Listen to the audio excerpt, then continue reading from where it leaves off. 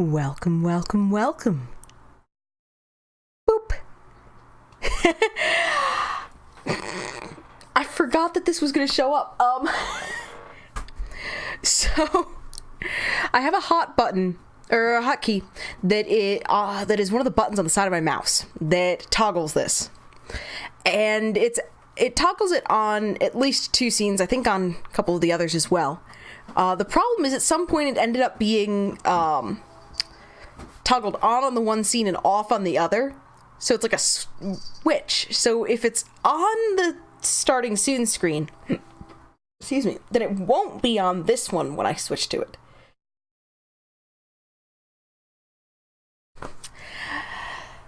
We're just gonna chalk this up to Kitty as a dingus. Yeah. The kittens are loving having the windows cracked a little bit. As I was mentioning, it was warm yesterday in the house. Like, I got done stream. It was just warm and icky. And so one of the things that Stage has been doing is keeping the windows in his office open, and the kittens are literally never allowed in there. So there's no problem, right? But the kittens also get very grumpy if we lock them out of the bedroom. So last night it was all about getting the window sets there just a little bit open. So a few inches, enough that we got a breeze coming in, but not enough that a kitten could, well, cat really now, because they are a year old. Heck. But so that one of them can't like cram their face in it and try to pry it open or something, which the problem is it's not likely, but I wouldn't put it past them. In any case, sweeping over to chat for a moment. Let's see who we got here so far. We got Draw, we got MQ, we got Baron. Hey! Welcome on in, everyone. I hope y'all have been having a good start to your week. So let me see. Draw. So the logic of Monster Hunter and negating it. With Arch-Tempered Xeno, it can fire beams of blue fire and plasma, and it kills basically everyone in its path. Put on 3 parts of an armor set and give your gun a shield attachment, and you can block it without taking a single point of damage. With Xeno in general. Yeesh. Yeah, that can get a little silly. Some of the Monster Hunter logic stuff gets funny. But no. So okay. I know at the moment we have this beautiful vista that we're looking at. I had some things that I was working on prior to stream, and that ended up running long, hence why we're starting a little late. But it meant that I hit start stream and then I realized I wasn't in the basement of the Windmill yet. So we're going to work on getting to the basement of the Windmill. We're going to walk and talk, maybe, sort of. Oh, that's loud for me. It's not loud to you guys, it is loud to me. There we go. I'll probably turn that back up in a minute or two. I'm walking into trees already. We are off to the greatest of starts today. The sun is shining. There's a nice breeze. I can't navigate. There we go. Cherry trees. Cherry trees always help me point to the Windmill. So as a quick note, so yesterday's session was spot check the stream, the myth, the legend, and somehow we were actually succeeding. So I'm trying to think of how many environmentals we did yesterday. We did, let's see, there's 8 remaining on the mountain.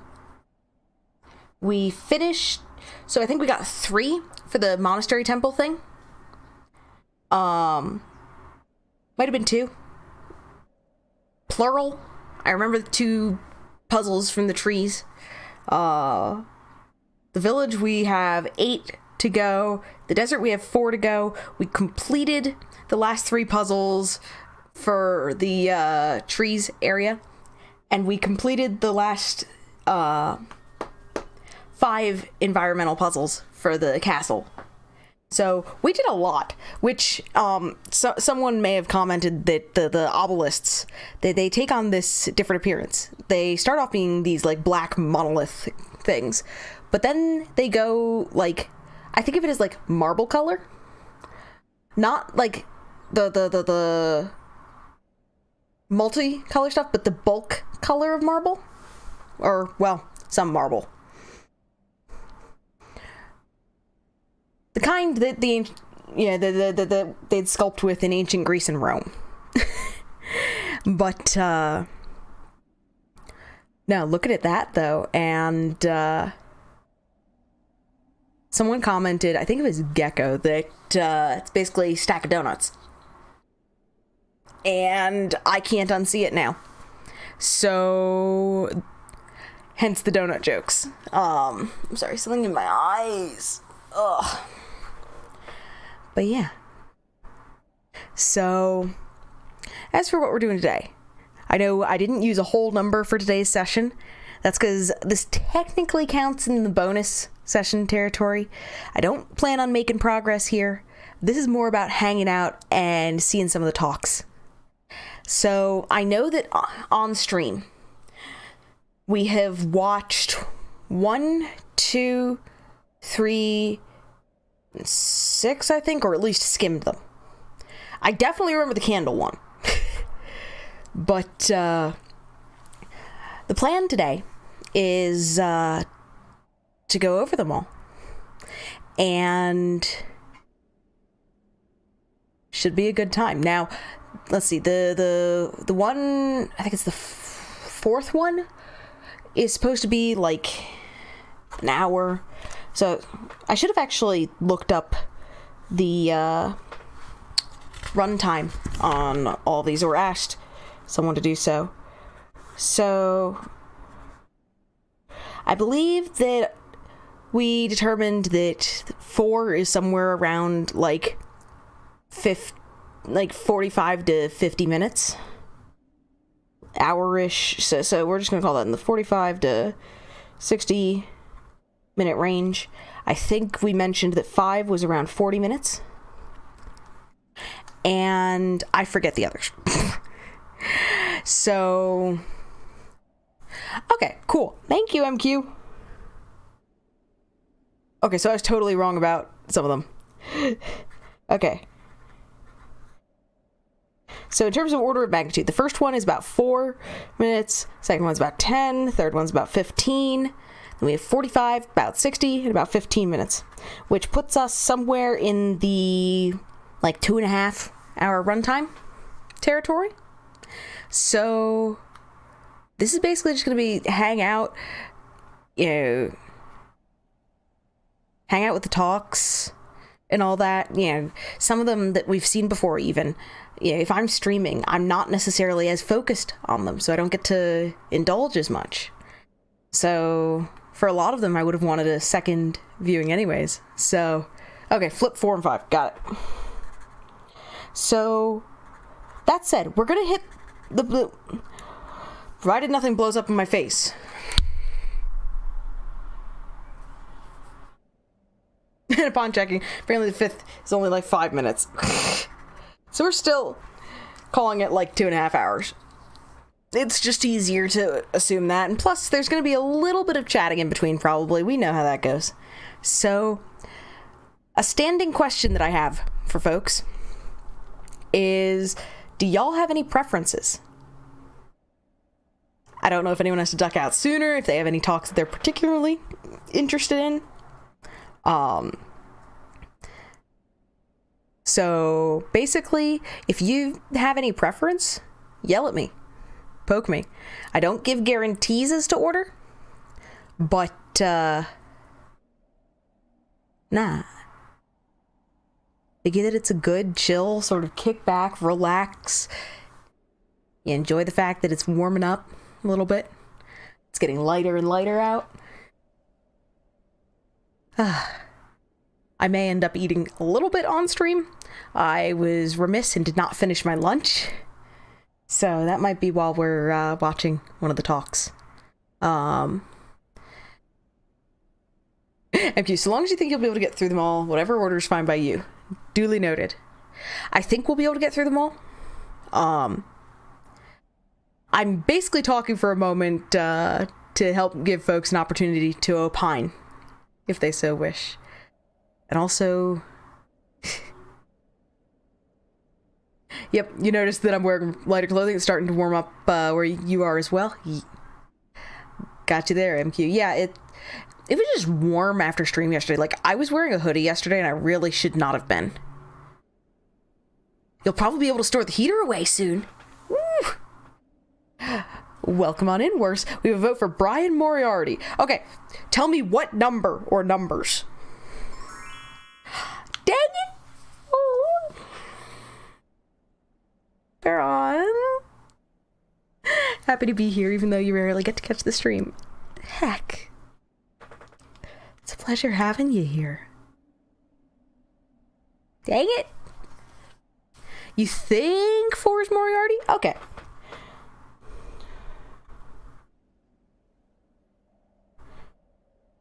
So, we have a vote on 4. So, if folks are on board with starting with 4 first, I am definitely down for that. I think that's the one that we got for completing the... I think that's also the one that we got for completing the challenge. Sky, unfortunately, we can't ask him about Loom. I feel like I'm missing a joke. And MQ, you're gonna vote on James Burke then? Give people time to show up for the longest one? He's the first one, right? Brian Moriarty is the guy behind the LucasArts adventure game Loom. Gotcha. Okay, and... do we have a list of, like, who each of these are by? Because if we have people referring to them by number, by name, and everything else under the sun... I guarantee you I'm gonna get so confused and we're gonna have like 20 rounds of, wait, which one were we talking about? And ask you about Loom as a joke from Monkey Island? Okay.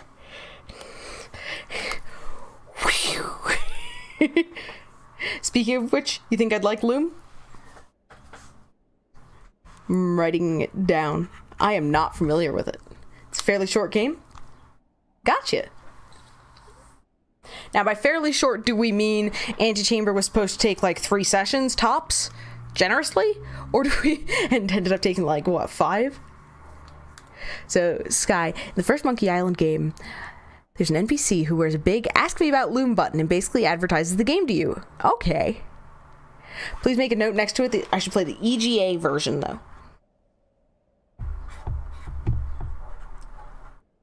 Writing that down as well. So... do we have a list of names for these? So the first one is James Burke. Then, and the fourth one is... what was that? Brian Moriarty. I need to know, are there, or rather, any ones that are apt to be referred to by name. Was 3 the candle one? I think 3 was the candle one. I remember that one being long. And among the other ones there, that is the second longest. And I remember 5 being noted as long. So, hey, cool, welcome on in. You were just watching yesterday's VOD? Yesterday was oddly productive. Okay, you think that 3's the candle. Okay. I'm gonna figure that 2 of us trying to remember has, like, a decent chance of being right. So then... okay.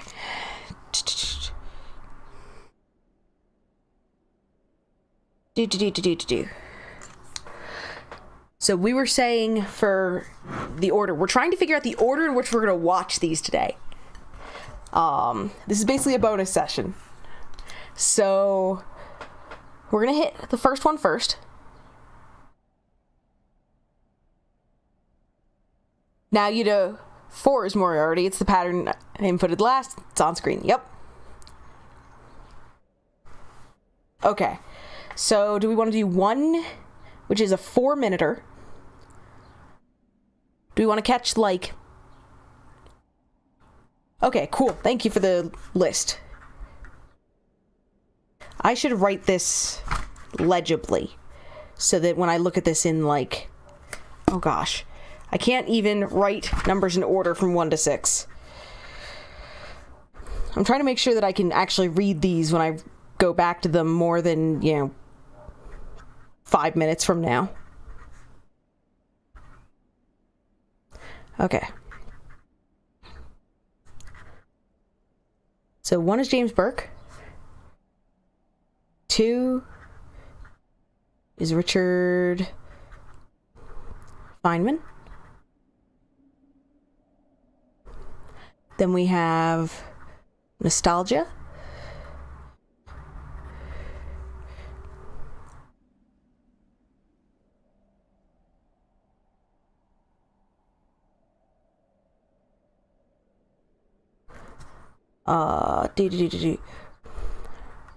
Brian Moriarty. I was catching that as well, MQ. That Nostalgia was listed twice. Rupert Spira is 5. And Gangaji is 6. So, in this case, what we're going to do is, I think... Didn't we already watch Gangaji? Do we really have to suffer through that nonsense again? I mean, look. We're trying to make sure that we don't start off immediately with Moriarty, which I've heard is a really good one. So do we want to deal with, like, the BS before it and counterpoint to it? It is good and long. See? So we're going to start off with James Burke first. That one's about 4 minutes. I think then we're going to hit number 6, which is the Gangaji one. That's about 5 minutes. And then we're going to hit Moriarty, which is about 60 minutes. After that, we'll figure out the next 3. How's that?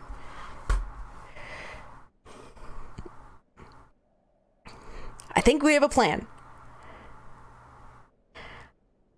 And I've heard that some folks have also been looking forward to hanging out with Moriarty stuff, so call it, if you're looking for Moriarty, you probably got about 15 minutes to do other things.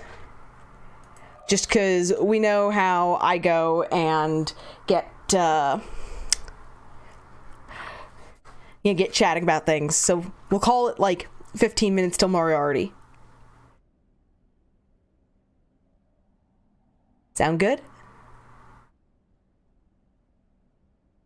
In any case, the other thing that I'm going to try not to do, just to put this out there, I think that there's at least one more environmental puzzle down here somewhere. Or 2. I forget how many I noted on the village obelisk yesterday. So I know... or I'm asserting that there's probably going to be a couple down here. I'm going to try to not go crazy looking for puzzles today. It may happen, but I'm really going to try not to. So if we see Kitty running away from this room, yell at me.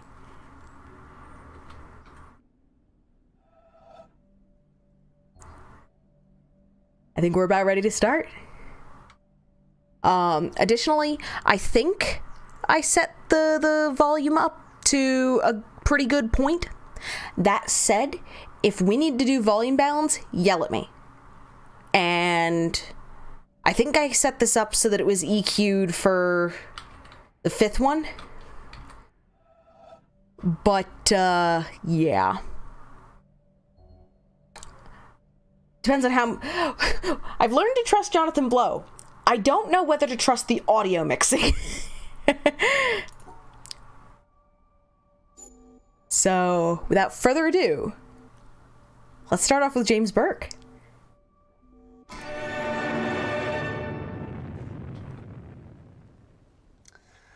Well, that's no better a solution than any of the others, is it?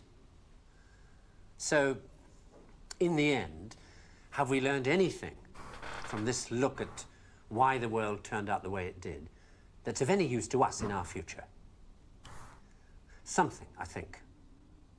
That the key to why things change is the key to everything. How easy is it for knowledge to spread? And that in the past, the people who made change happen were the people who had that knowledge, whether they were craftsmen or kings. Today, the people who make things change, the people who have that knowledge, are the scientists and the technologists who are the true driving force of humanity. And before you say, what about the Beethovens and the Michelangelos? Let me suggest something with which you may disagree violently. That at best, the products of human emotion, art, philosophy, politics, music, literature, are interpretations of the world that tell you more about the guy who's talking than about the world he's talking about. Second-hand views of the world, made third-hand by your interpretation of them. Things like that, as opposed to this. Know what it is? It's a bunch of amino acids, the stuff that goes to build up a worm or a geranium or you. This stuff's easier to take, isn't it? Understandable. Got people in it. This scientific knowledge is hard to take because it removes the reassuring crutches of opinion, ideology, and leaves only what is demonstrably true about the world. And the reason why so many people may be thinking about throwing away those crutches is because, thanks to science and technology, they have begun to know that they don't know so much, and that if they are to have more say in what happens to their lives, more freedom to develop their abilities to the full, they have to be helped towards that knowledge that they know exists and that they don't possess. And by help towards that knowledge, I don't mean give everybody a computer and say, help yourself. Where would you even start? No, I mean trying to find ways to translate the knowledge, to teach us to ask the right questions. See, we're on the edge of a revolution in communications technology that is going to make that more possible than ever before. Or, if that's not done, to cause an explosion of knowledge that will leave those of us who don't have access to it as powerless as if we were deaf, dumb, and blind. And I don't think most people want that. So what do we do about it? I don't know. But maybe a good start would be to recognize within yourself the ability to understand anything, because that ability is there, as long as it's explained clearly enough. And then go and ask for explanations. And if you're thinking right now, what do I ask for? Ask yourself if there's anything in your life that you want changed. That's where to start. Okay.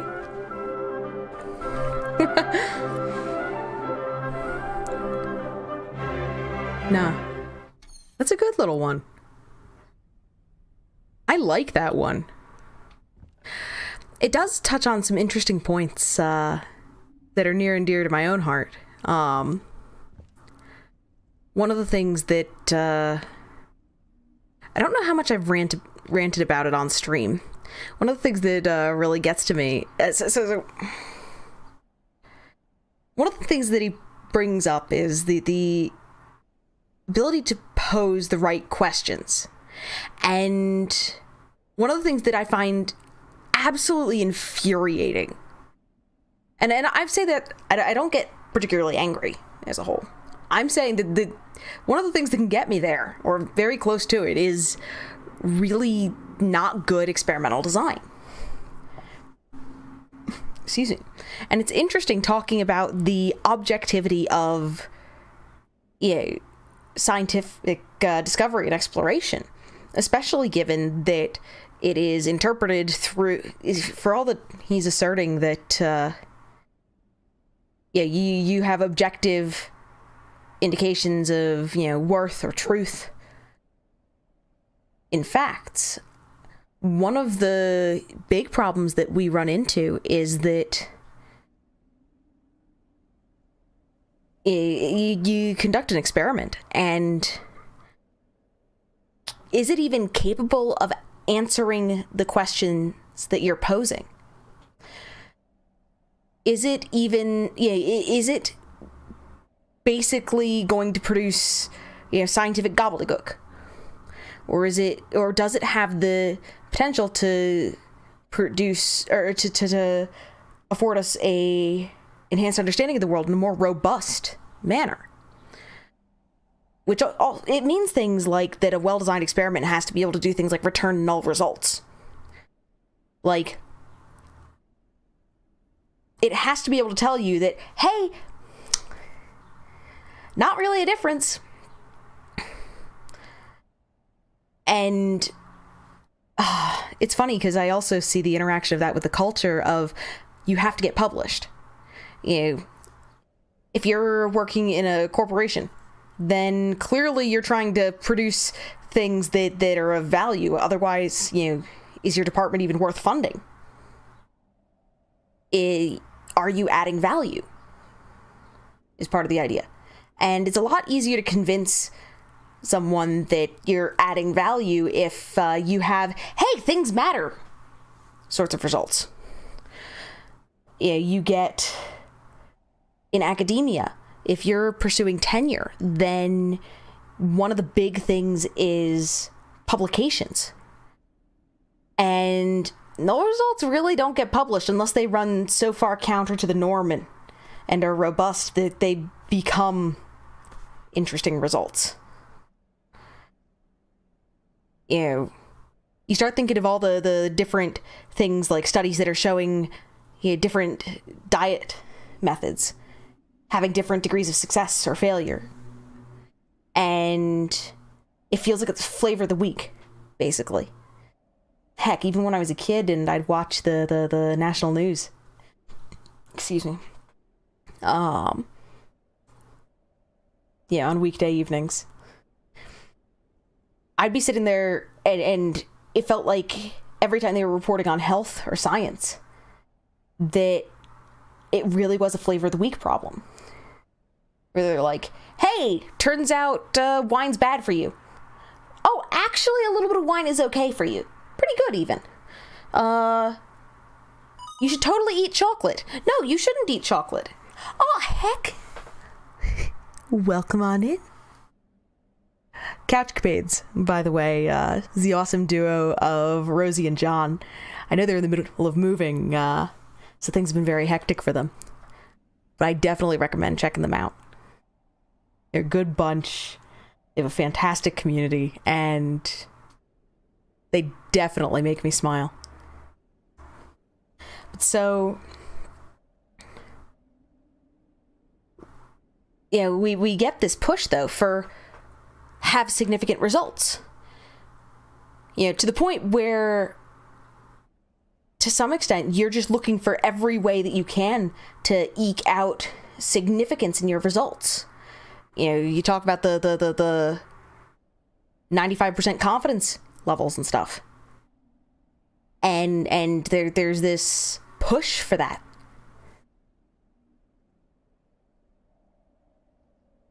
To the point where you wind up with badly designed experiments that get done kind of en masse. And heck, you even think about, master's and PhD students having to conduct research to advance, to somehow advance their field. And especially in the case of a PhD, doing novel research.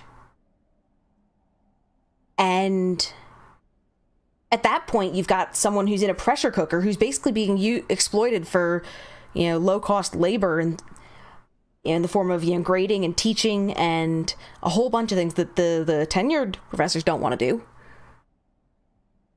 and that the university doesn't want to be paying as much for. So you wind up with folks who are already in a pressure cooker trying to produce something novel, and heaven help them if they cannot, produce meaningful results.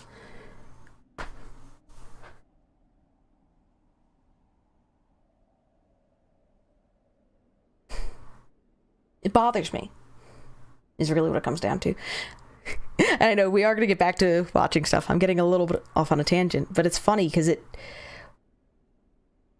James Burke was talking about,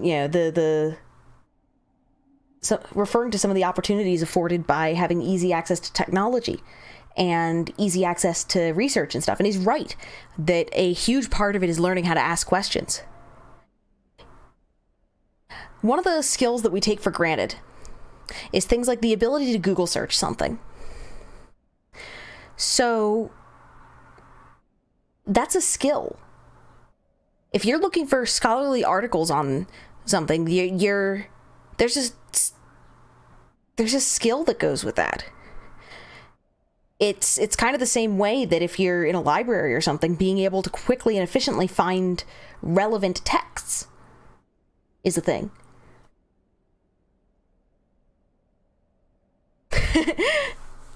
Couchcapades! We have John or Rosie at the helm right now. But your job is Google searching? Actually, that's gotta be John. Maybe?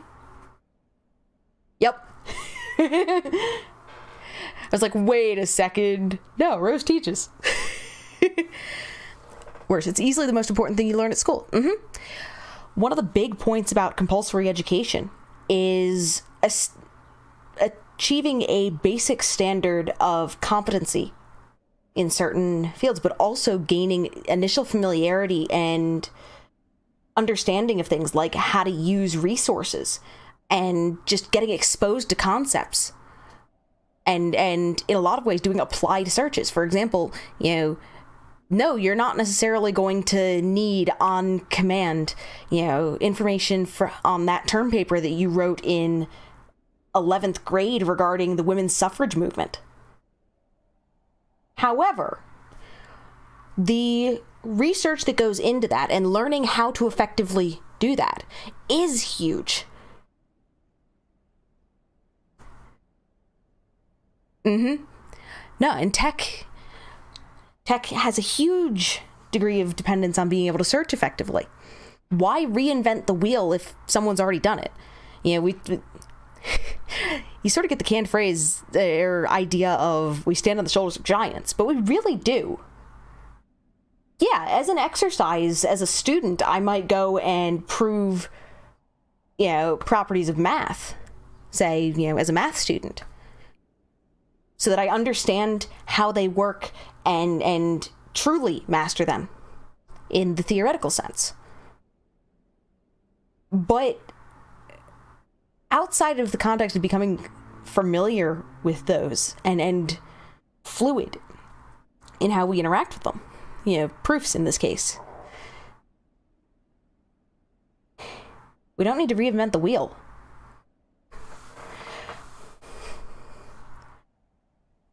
No, it's...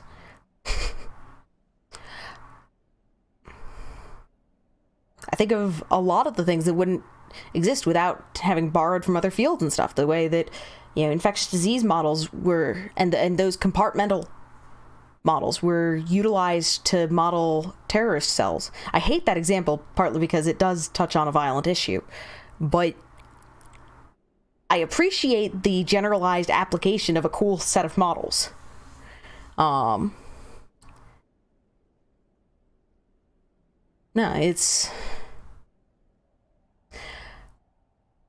But it's also interesting because I would actually like to see more of James Burke's stuff, I think.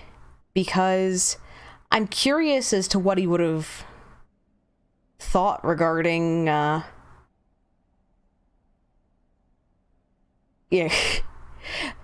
internet and technology are neither good nor evil. They are very much what we make of them. And, well, there's a lot of potential for really problems. We see that with things like the propagation of fake news and misinformation and the propagation of heavily biased works and conflict of interest problems everywhere. And on the one hand, I cannot believe that, no one could have predicted it. On the other, it is surprising. Still, I get taken aback the extent to which it's an issue. Anywho, this is not about my soapbox. John saying, internet and tech are beautiful, wonderful things when used correctly and can be scary, just full of nightmare fuel when they're used for ill. Yeah. Yeah.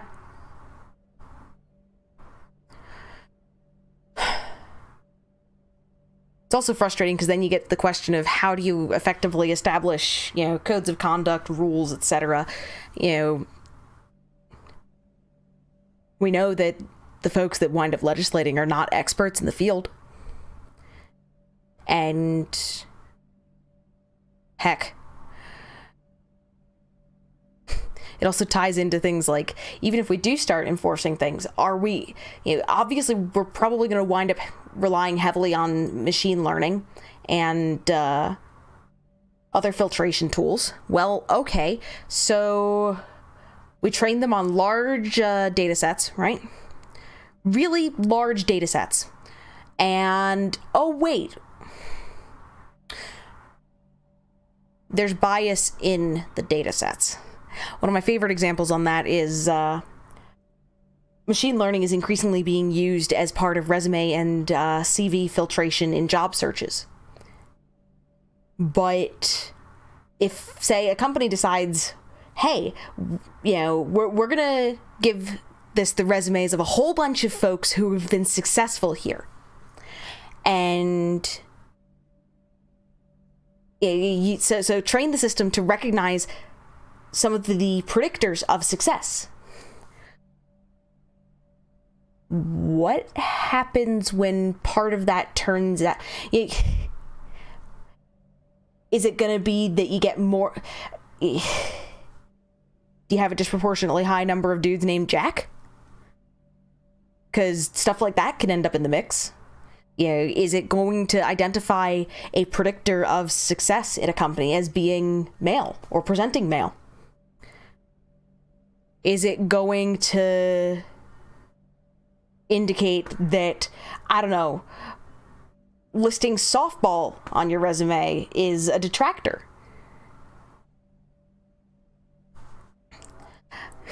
A lot of these systems are incredibly opaque, and in a very real way, if we can't understand how the algorithms function such that we can build them ourselves,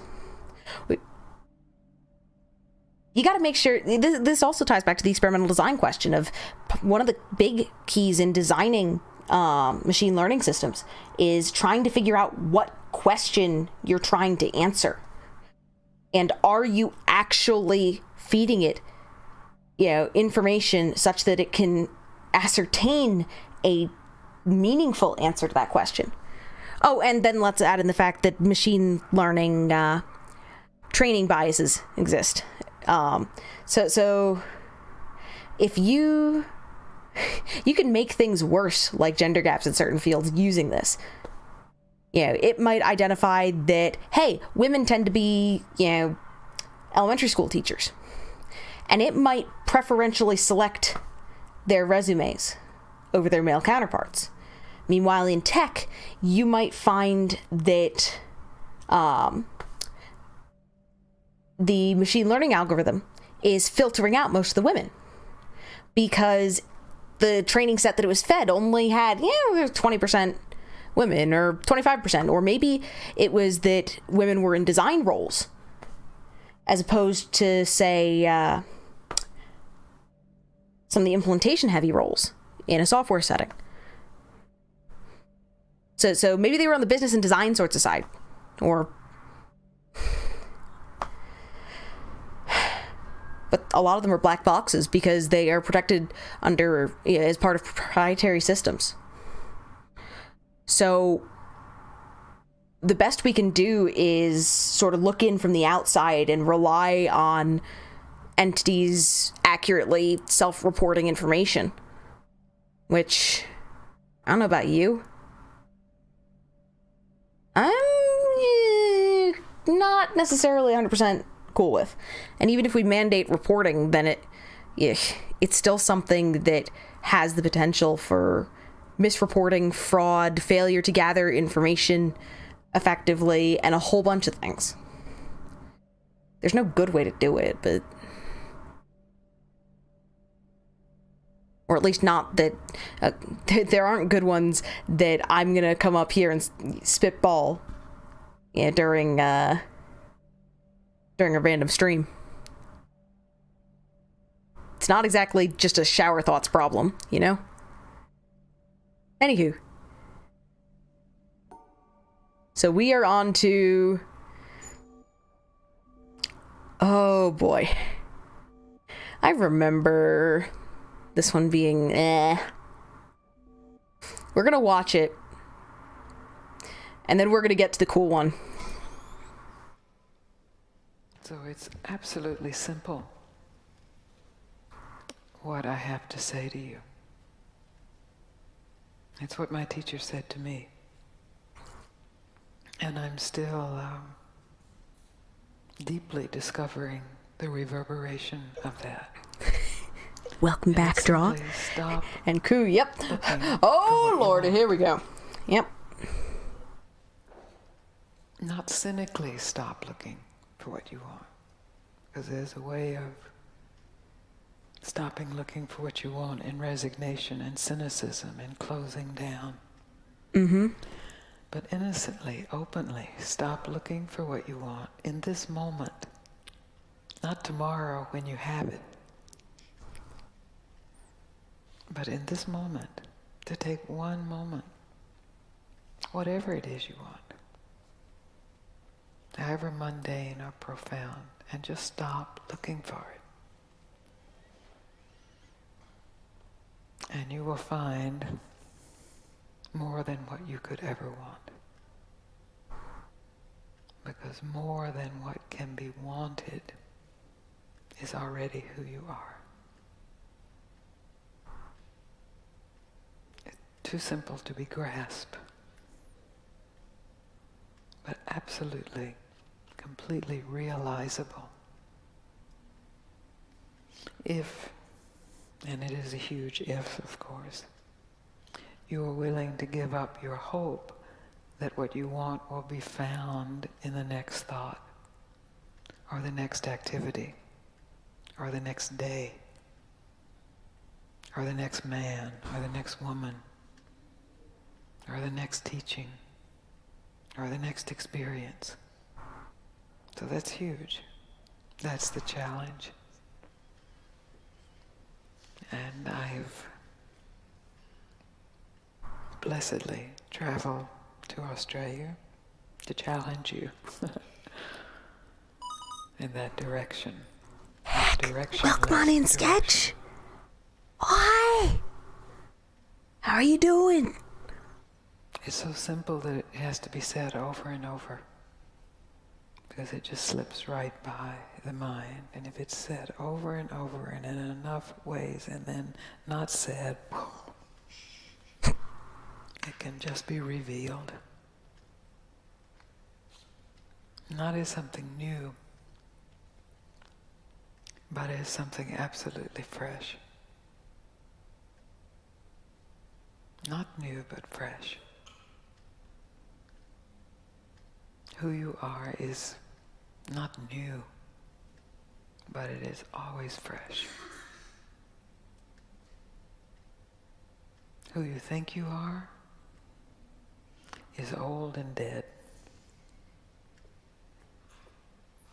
We just keep trying to think it a little better, squeeze some life.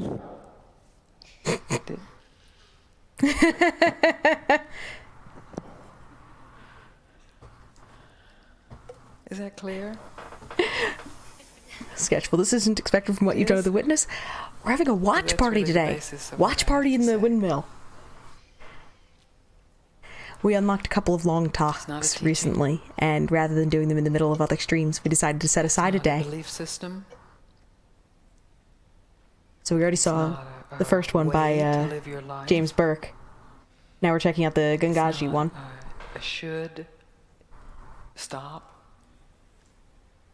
It's not an if you stop, you will be rich and famous and universally loved and never have a sad moment. None of that, I promise. But if you're willing to investigate for yourself without believing it or learning it or hoping to get something from it, just a pure investigation out of the natural curiosity of the human mind, just to investigate for yourself what is here when I stop trying to get anything, and how much of that is here, and where does that begin, and where does that end? And then the question is, am I willing to trust that? And then the challenges get very big. But we'll get to that later.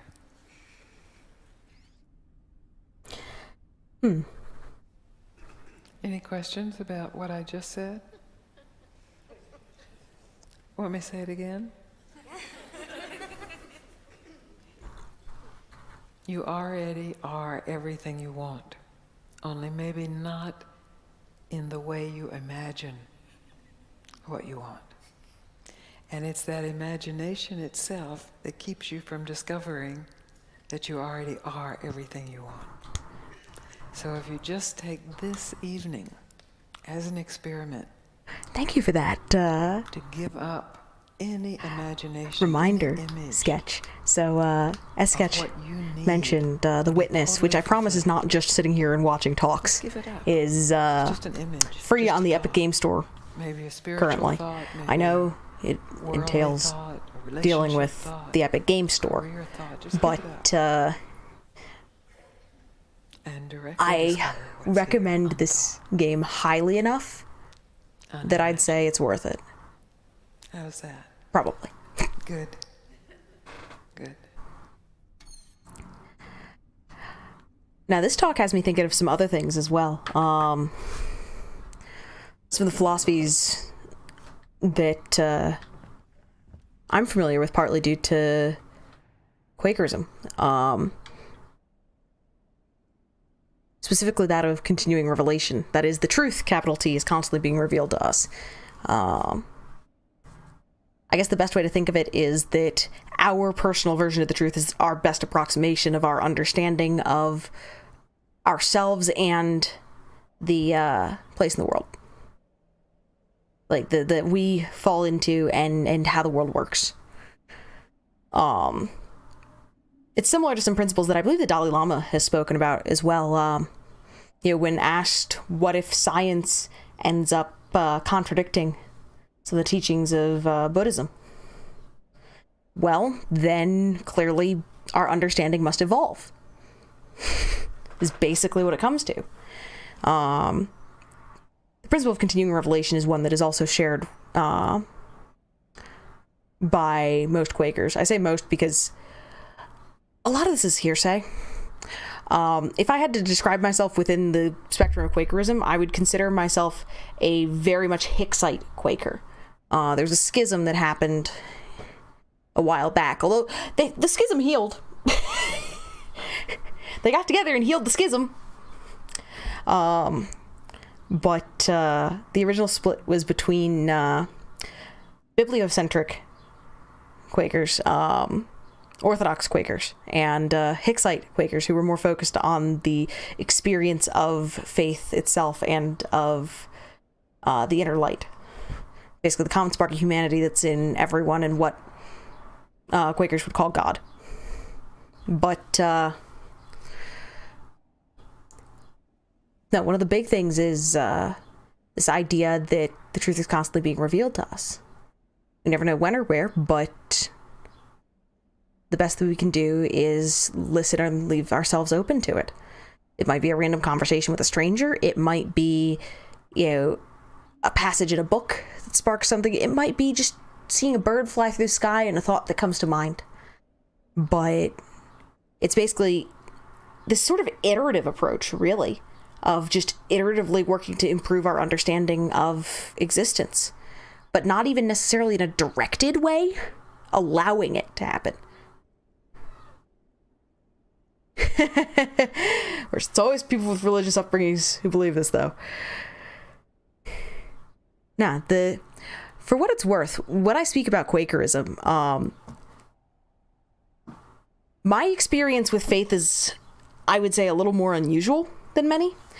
For all that on my mother's side of the family, if you follow the genealogy back, it's basically a who's who of major Quaker families going back since, Pennsylvania was founded, and even before that to the founding of Quakerism. But, and the genealogy can be traced back that far. I literally know that I have an ancestor who died on the boat over to the New World, as well as one who was born on the boat. But for all that's like family history and stuff, I was not aware of that as a kid. And in fact, my maternal grandparents don't practice. My grandfather was never particularly, is not particularly, faith isn't really something he does. And organized religion, not so much. And my maternal grandmother was raised, I think, in a Presbyterian background. But my mom was not raised in a particularly Quaker household. She started exploring it some after my brother and I were born, and started attending the local meeting, I think, when I was in like 2nd or 3rd grade. And started bringing me and my brother along after a while. It was something, though, that we had a choice about.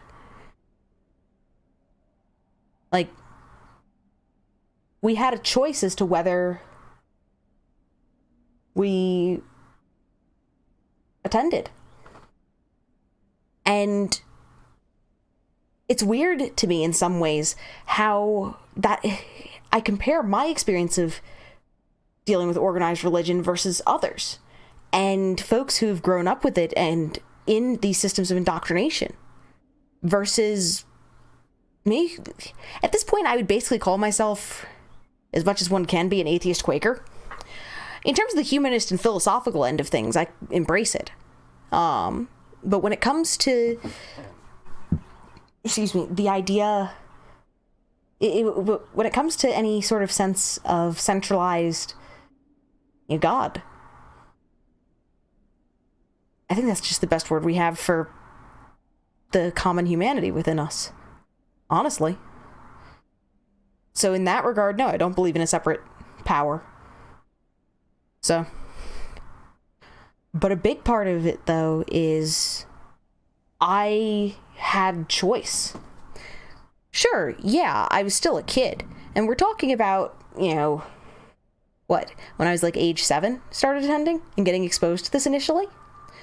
But compared to a lot of kids who wind up, going through the rituals associated with their faith from a very, very early age, you start thinking in terms of things like Catholic tradition, things like baptism and First Communion and things like that. And no crazy rites of passage or anything. I'm sorry, the closest that we had to a rite of passage is my meeting had a tradition, or the meeting that my family still attends, really, has a tradition of, at the Easter celebration, when kids are in 4th grade, they receive a copy of the Bible from the meeting. That's the closest we have to anything, and that's not even a formal rite of passage. MQ, you gonna go grab a snack? Gotta prepare for the movie? Yup. Last call for snacks. This is basically your trailers running. This guy, yeah, you feel that. You grew up at a very progressive United church, and your parents weren't upset when you stopped going or considering yourself Christian. Hearing about some other folks' experience makes you a bit sad sometimes. Seriously.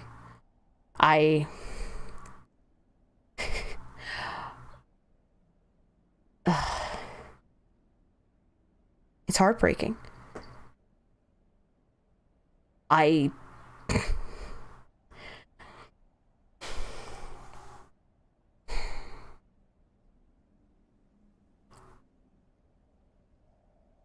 Especially when you grow up with it, if it's, sort of this extended family, this idea of this greater belonging outside of oneself. And then, oh, look, you happen to check a couple demographic boxes and, oh, you're not welcome here anymore. That's heartbreaking.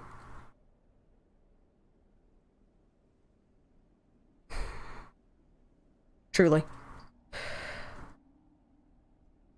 Now, one of the things that I appreciate is that even though it's been years since I've been a regular attender at the meeting that I grew up going to, I can show up. And sure, I may not know all the faces anymore. There's a fair number of folks who've passed away and a fair number of new folks who've joined the meeting. But I'm welcome.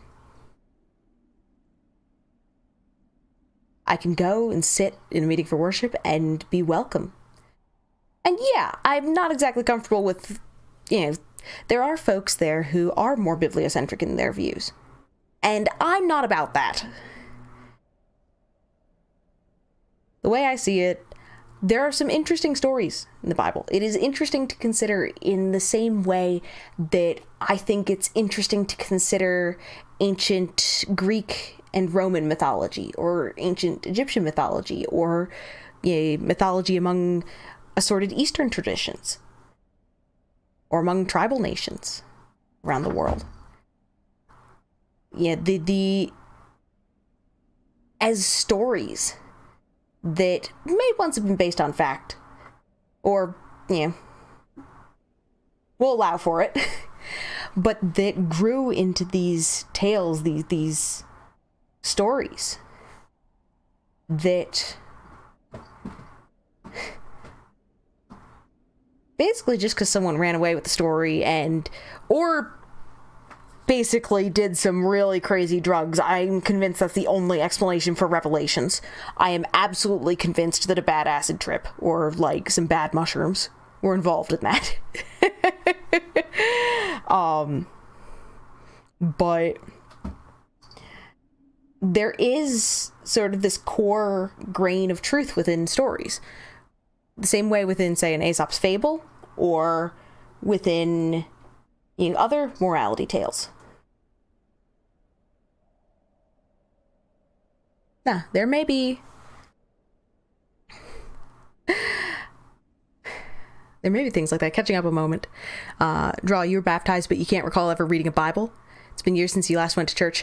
I remember I stayed up late one night reading, I think, Genesis and Exodus as a kid at one point.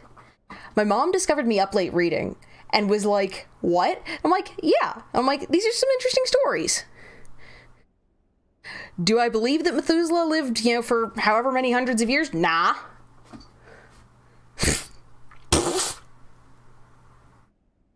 Nah. But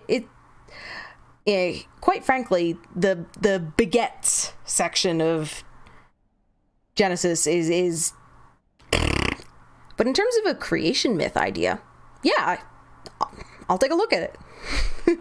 And Sky, the United Church is a Canada-specific denomination, a merger of Presbyterian, Methodist, Congregationalists, and some others you think. It's a strange denomination in some ways. I was not familiar. Thank you for that note there. Huh.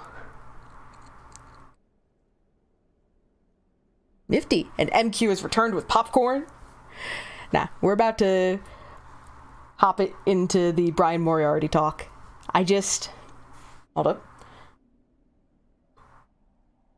Excuse me. But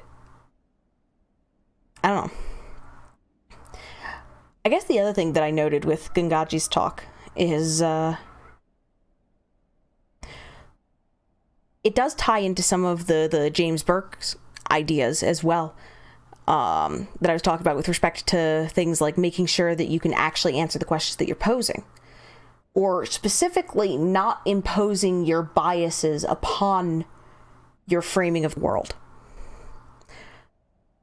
It is really what it gets down to. Excuse me. Is instead of seeking, it's talking about allowing for things to happen, which I have many thoughts on, and I don't know. A lot of it hasn't crystallized enough that I would be able to fluidly go into any particular in-depth discussion, and I also do feel that my philosophical background is lacking in certain regards. A lot of the philosophy that I arrive at is basically gleaned from little bits, that I've learned or experienced, and I do not have the formal background that many folks do. You quote a philosopher at me, and I don't necessarily have an association with what they asserted, or what they're famous for, or their school of thought, really. It's kind of the same way that I've described, my not having a familiarity with necessarily, say, feminist history. And I could not tell you about the waves of feminism.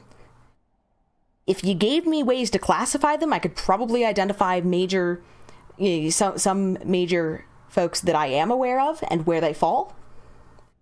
But I don't have the formal side of that. And in a lot of ways, I don't know. I'm conflicted on how important I think it is. History is important to be aware of. That said, there are cases where it can shape our biases and framing of thoughts in ways that close us off from other ideas. Now, sometimes this is beneficial and sometimes it isn't. And unfortunately, it does in some ways leave me sort of with I don't know where to start on some issues. But I don't know. I like being able to organically learn.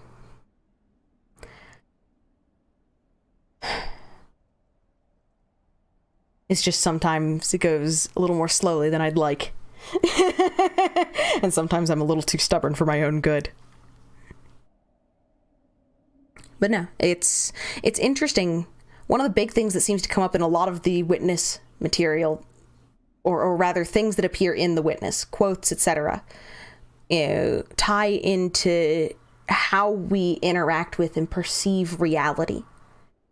And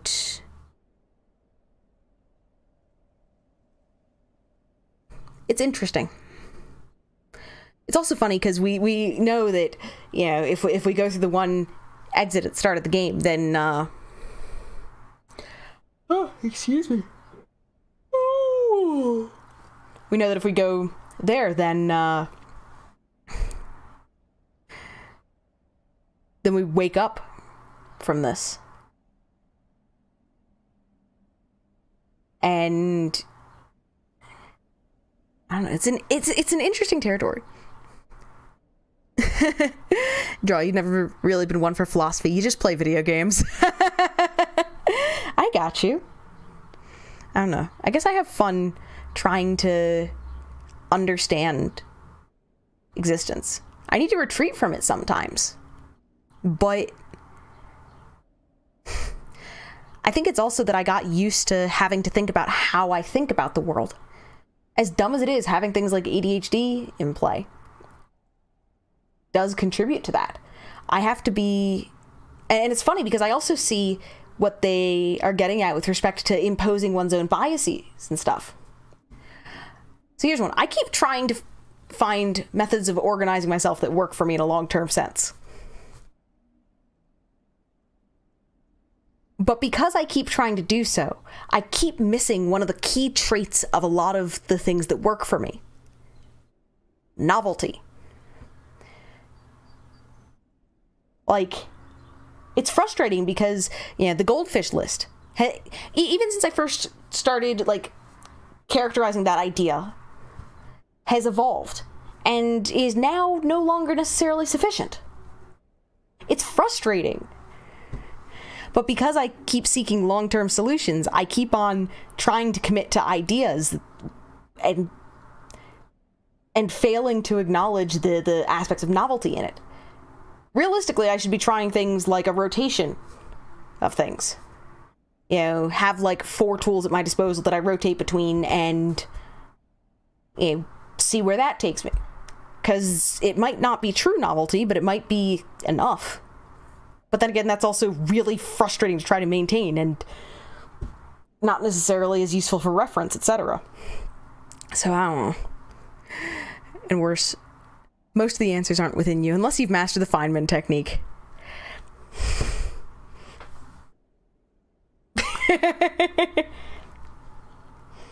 But nah, it's...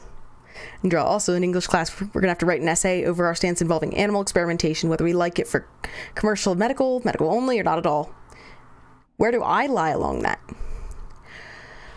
So...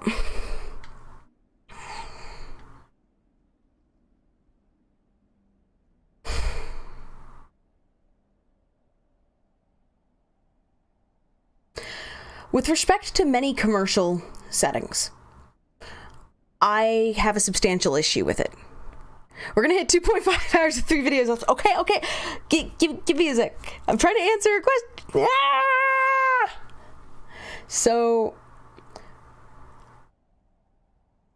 a good example of a place where animal testing comes up in a non-medical setting is cosmetics. I have a substantial problem with, say, cosmetics testing on animals. I feel that is superficial, and that we've also had enough experience with a lot of products and a lot of formulations that we should know whether it's going to hurt if it runs into your eyes. I have significant problems in settings like that. I do recognize that with respect to things like medical and exposure testing, there's no good option. If you're trying to do things like dose curves and LD50s, that is, LD50 is lethal dose for approximately 50% of the population, unless I'm completely off the mark. It's... If you're trying to figure out, like, dose curves and stuff, you kind of have to establish safety and efficacy, or at least that you're not going to do overt harm when you administer it to a human. And I acknowledge the importance of that. Additionally, if you allow for things like human testing, then you naturally get the question of, okay, so whose life is more valuable? And I think that's a question that we need to stay away from with respect to humanity, especially given how collectively humanity has had issues with that before. Citing several institutions such as slavery, as well as systemic racism, classism, sexism, basically every damn ism under the sun. So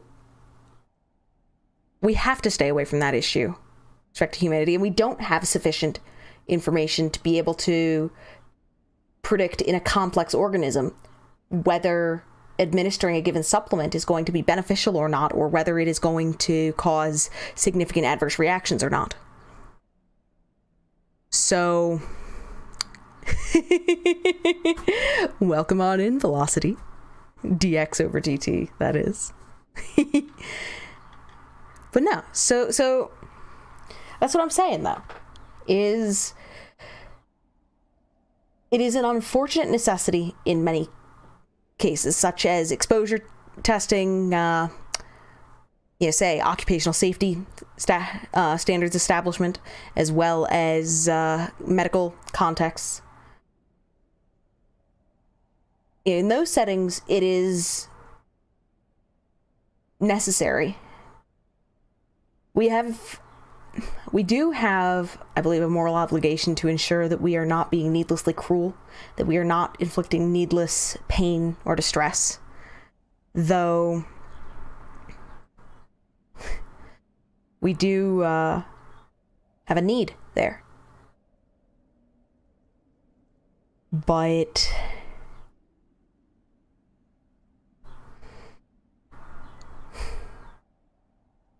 no, that's where behaving humanely is important. I would love it if heck, you want to know what would be really cool to me?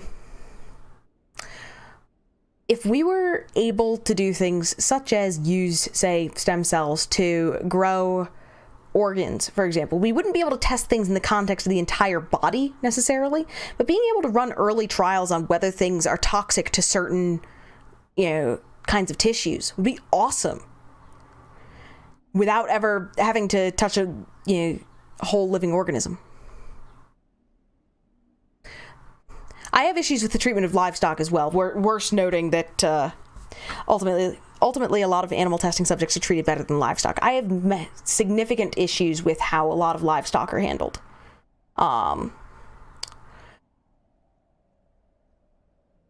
It is not a happy environment. And there's a whole bunch of other issues that I have with how things like agriculture are practiced.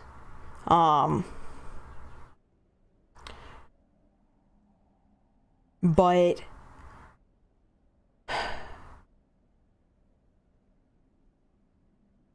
no, it gets really complicated. And it's interesting and sometimes a little disconcerting to see where we draw the line. At what point is it okay to, kill an animal and eat it?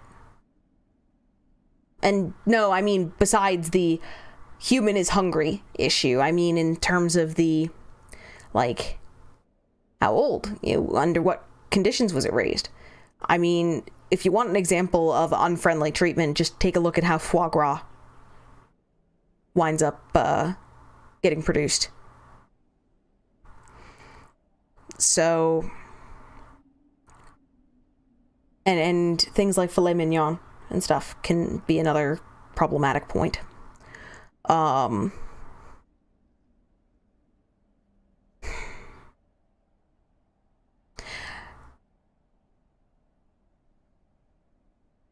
But then again, we've also impacted things like livestock and animals, etc., even outside the context of, testing environments and food.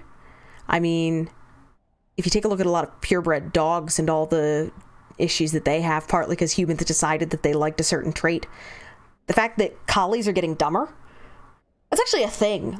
Collies are getting the standard collie head shape has continued to get narrower with time. So you think back to depictions of Lassie being a smart doggo, but that's not so much attainable at this point. Collies have noticeably gotten dumber. You think of the sinus issues that come with breeds such as pugs and such that have the smushed sort of faces, and how with pugs and bulldogs and stuff, they have a great deal of difficulty giving birth naturally because of a lot of these issues, because of things like how we've cultivated head shapes, the high rates of hip dysplasia among many larger breeds. The fact that we have corgis who, heaven forbid you let them around a pool and aren't careful, they sink. Little tiny legs don't work so well for propulsion. Not in water, at least, not enough. You think of a lot of that, really. And a lot of the issues that many of these breeds have. And if we take a look at some of our agricultural stuff, Honeycrisp apples. Honeycrisp apples are a variety of apple that is expensive, right? If you've seen it in a store, it probably costs a bunch more than the others, and you wonder why. Well, the produce that's sold fresh in stores hits a certain, basically, beauty threshold, if you will. So, and it does get sorted into tiers and distributed to different food locations accordingly. You're going to tend to find nicer looking fruit in areas that are more affluent, among other things. But one of the reasons why Honeycrisp apples are so expensive, though, is because we produce a lot of them, actually. And in fact, they make up the bulk of things like cider apples and stuff like that. But they are prone to a particular variety of skin blemish that means that they're not pretty enough to sell. And they've done studies to show that we respond very strongly to the appearance of our produce, which is good. We should. Yeah, the fact that if the skin is intact on a piece of produce, then it's kind of the same way that if we get a scratch, that's breaking the skin barrier, right? And that's potentially allowing things like bacteria, etc., to enter our systems. So the same sort of idea applies with, fruit and veggies and stuff. You want ones that don't really have blemishes, where the surface is intact so that it doesn't as easily allow things like bacteria and fungi in. Yeah, that's a thing. We should be looking for that. But it means that we wind up with some weird price distortions on certain products that seem very out of line with their actual production levels.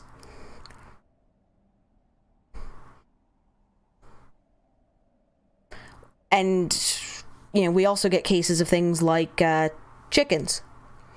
Chickens that are cultivated for their white meat, breast meat in particular. We have so aggressively cultivated and selected for those that have larger white meat regions that their legs can't even necessarily hold them anymore. And things like getting their legs broken is really common. And that's and heaven forbid they try to walk more than a few feet. It's basically, and it's not even fat. It's just we've been trying to give them so much upper body muscle that their little toothpick legs don't work quite so well for holding them up. And it's before you get to the overcrowding issues and the whole, There's a whole realm of interesting agriculture research that you can delve into on the internet. But I guess it really does boil down to one of the big things that we need to work on as a species, as a collective species, is how we relate to the world around us and impose our will on it. And in particular, doing so in ethical and humane manners, if we are going to do so.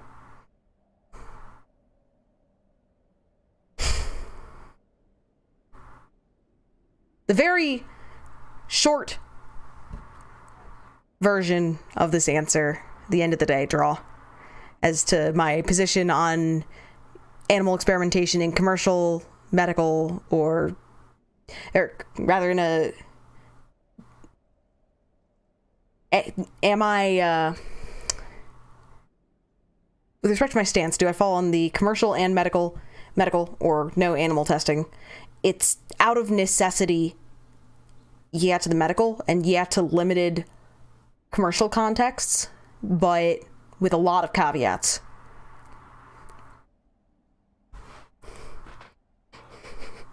Worse, one would hope meat is on the way out anyway. It's not environmentally sustainable. I mean, it's not environmentally sustainable on the scale that we operate on, but it is important, especially with respect to getting things like a balanced diet, etc. You have to be careful. Literally, different protein sources have different amino acids in them. Like that's one of the reasons why you have to make sure that you either supplement effectively or are very particular about your protein sources if you're going, say, vegetarian or vegan, is because there are amino acids that you just don't tend to get as readily. And that's on top of other trace elements and stuff. That, for example, eggs work as a pretty decent source of iodine. Which is an important one and is one that's on my mind lately because so when I went to my primary recently, we ran some routine blood work just because that ties into some of my privilege. I'm in a position where I can have that done and not worry about it. And it came back that most things were within normal range, but my thyroid function was a little low. So it means that I'm now on an additional medication. It's not a crazy one, and it's like very low side effect profile, but it's to help supplement that. Now, one of the things that is present in that we do to help supplement and maintain our thyroid health is iodine. Are you familiar with iodized salt? Generally, what you think of as table salt is actually iodized salt. I have a sneeze that's trying to happen. I'm worried if I start talking that I'm going to suddenly, blow up everyone's ears. But, no, iodized salt is one of the ways that in, loosely say, the developed world, we supplement our iodine levels to help ensure that, or to help minimize the probability that we wind up with thyroid issues. It's kind of the same way that that many municipalities have fluoridated water, which helps with things like dental health, as well as there's other places where it's important biologically.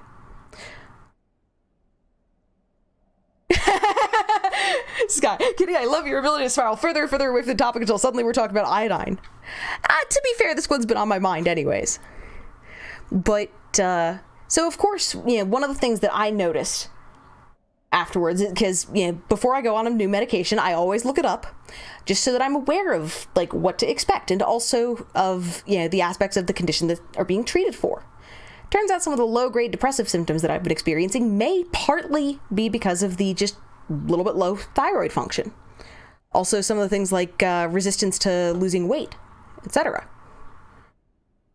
That can also tie in. There's a whole bunch of little things. But one of the things that I recognized was we haven't been using iodized salt for a while. Since we moved, we've basically just been using sea salt. Just because it's what we ended up with. It's what we have in the grinder. And we have salt somewhere in a box. Iodized salt, but heck if I know which one. And I also realized that I haven't been eating as many eggs lately. So it might entirely be, the low thyroid function might entirely be self-inflicted. But most people don't think consciously about, oh, did I get enough iodine today? But that's, I guess it really does tie into a general point about how most diets that have you completely eliminate things, unless it's because of things like, say, a gluten allergy. If you're eliminating things, getting a good, diverse balance of foods from a bunch of different sources and not wrecking your system with them. So, if you can't do as much, milk and heavy cream and stuff, that dairy, it's not like you're fully intolerant, but it just doesn't work so well, don't have as much. But generally, just keeping a somewhat balanced diet is important. Because you never know if you're, doing something crazy to yourself, like, oh crap, you're not getting enough selenium.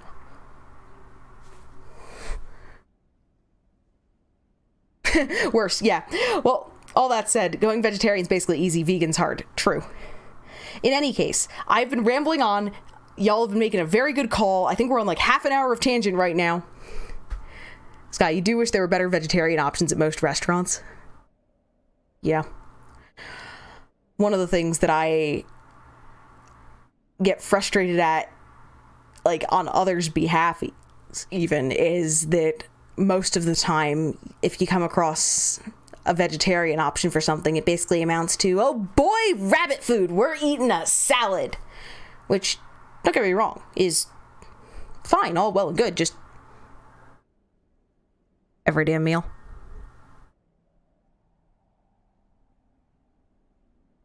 Every time.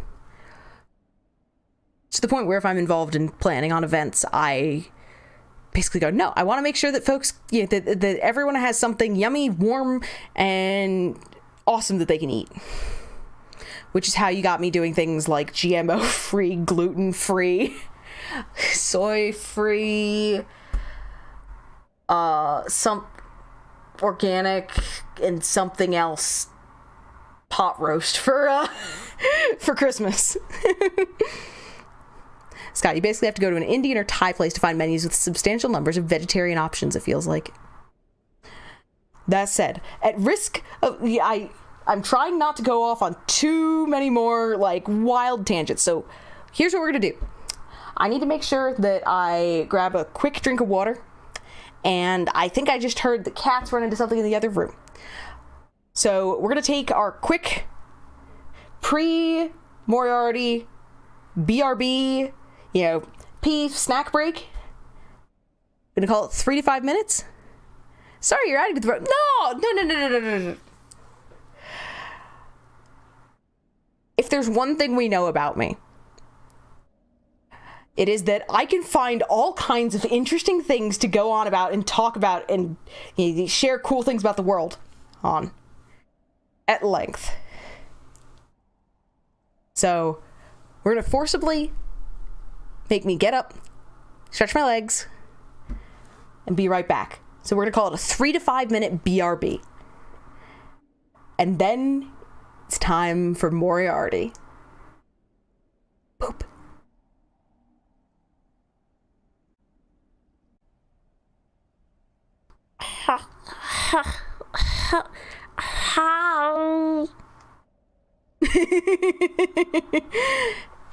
My apologies for subjecting you to my terrible Stitch voice. I could not resist. By the way, the kittens and Staged say, oh, hi. Staged also, I swear, just tried to kill me. Or at least his headphone cable tried to kill me. So, it's a good thing that I'm sitting down so that I can't faceplant at the moment, or at least it takes a heck of a lot more effort to do so. Quickly catching up on chat, and then we're going to be getting going on Brian Moriarty's talk. So, worse, noting that regarding vegetarian menus, the people who compose them seem to be operating under the misconception that vegetarians are basically pandas. Yeah. And welcome on in, Gecko. Yep, we're doing a Windmill watch party. So we've already... Oh God, it just occurred to me how bad our ratio of watching to talking is right now. Because we're, call it an hour and a half into stream. Hour and 20 minutes, in theory, of watch party stuff. I think we've gotten through 10 minutes of video.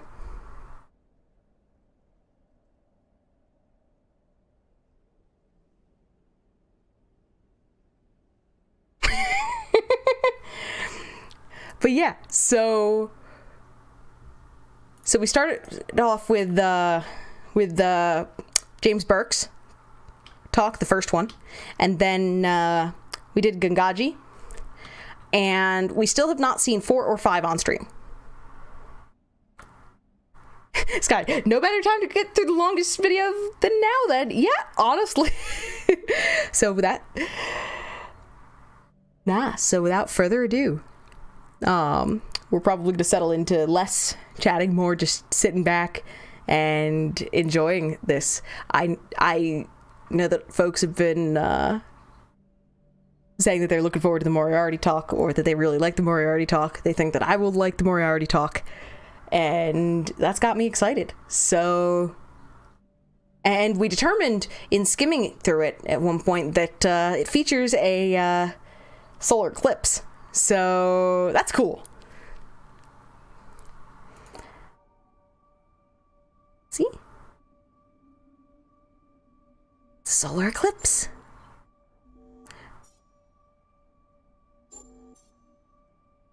So the secret of Psalm 46. And now we talk for another half hour before I actually started, right? That's totally how this works. That's totally how kitty streams work. That is how they work most of the time, except for now.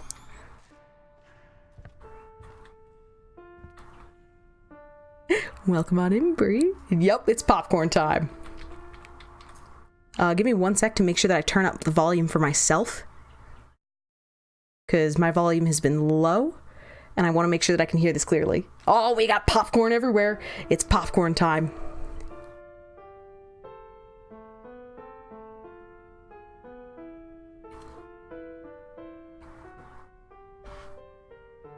How many of you here have personally witnessed a total eclipse of the sun? Hold on. Is that loud enough for you guys? I'm looking at OBS and that looks a little low.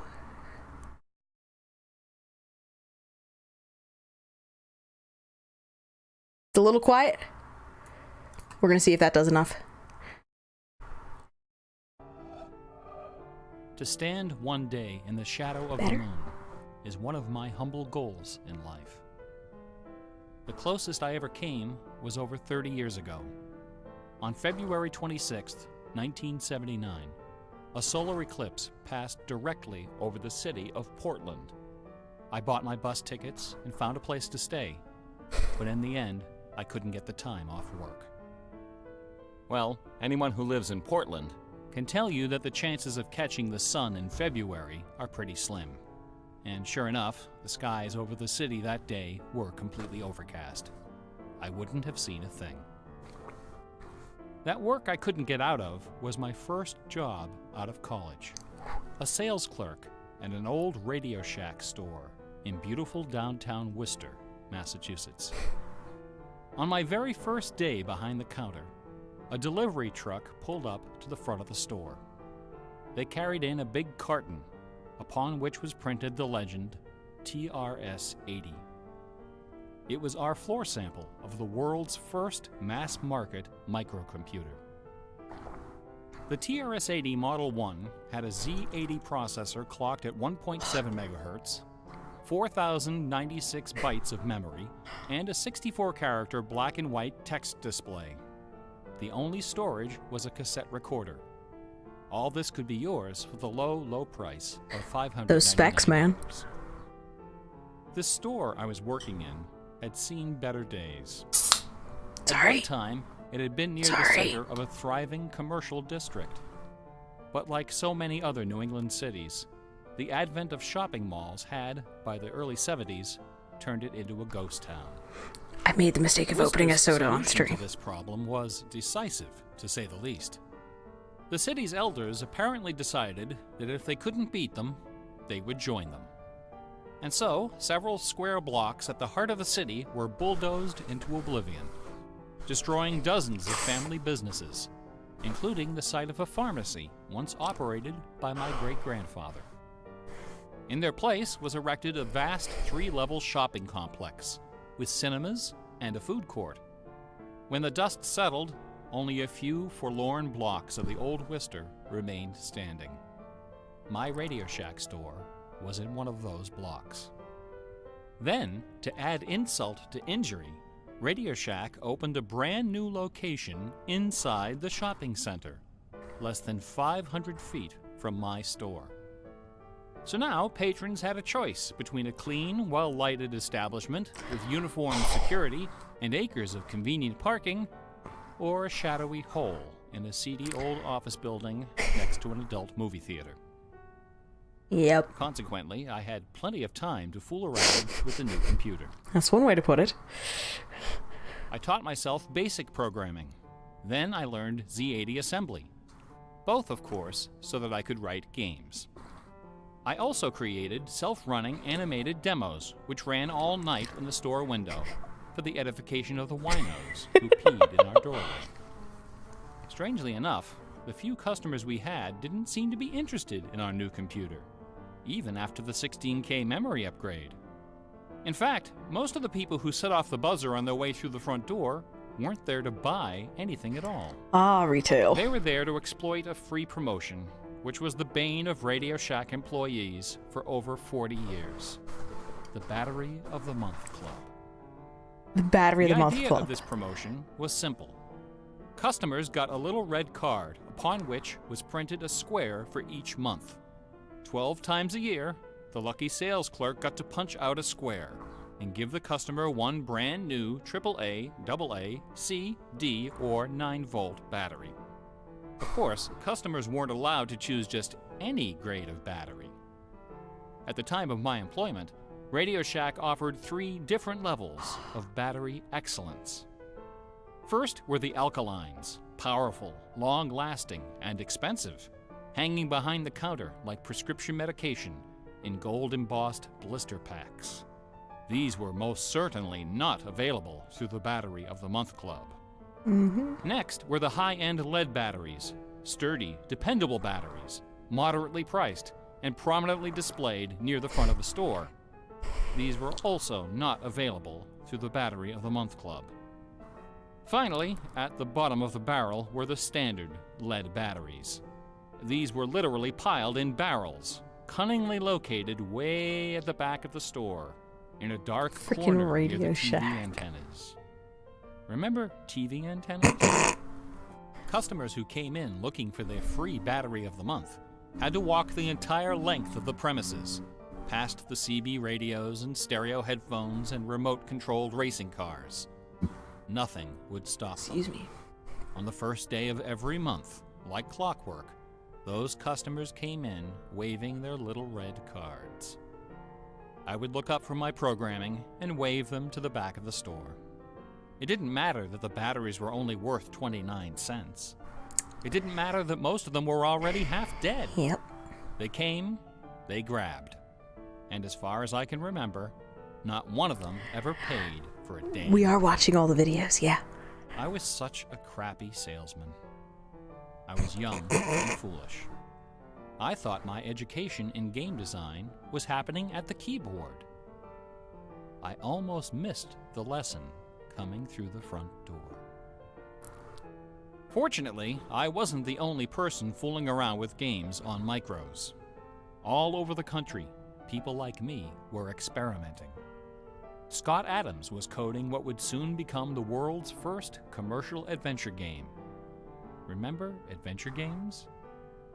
My future employer, Infocom, was being founded, along with other legendary companies heck. like Online Systems, Sirius, Personal Software, and SSI. Those were exciting times. Teenagers were making fortunes. Games were cheap and easy to build. The slate was clean. But in 1979, the biggest news in gaming had nothing to do with computers. On the morning of the autumn equinox, September 20th, a new children's picture book appeared in the stores of Great Britain. This picture book was rather peculiar. It consisted this of picture book 15 Everybody meticulously Poops? detailed color paintings, illustrating a slight whimsical tale about a rabbit delivering a jewel to the moon. That is On a the back jacket of the book children's book, was by a the way. color photograph of a real jewel, shaped like a running rabbit, 5 inches long, fashioned of 18-karat gold, suspended with ornaments and bells, together with a sun and moon of blue quartz. According to the blurb underneath, this very jewel had been buried somewhere in England. Clues pointing to its location were concealed in the text and in the pictures of the book. The treasure would belong to whoever found it first. The book was called Masquerade. It was created by an eccentric little man with divergent eyes and a talent for mischief named Kit Williams. Within days, the first printing was sold out, and the empire that never sleeps found itself in the grip of rabbit fever. Yep. Excited readers attacked the paintings with rulers, compasses, and protractors. Magazine articles and TV specials dissected the clues, floated theories, and followed with keen delight the reckless exploits of the fanatics. One obscure park, unfortunately known by the nickname Rabbit Hill, was so riddled with holes excavated by misguided treasure seekers that the authorities had to erect signs assuring the public that no gold rabbits were to be found there.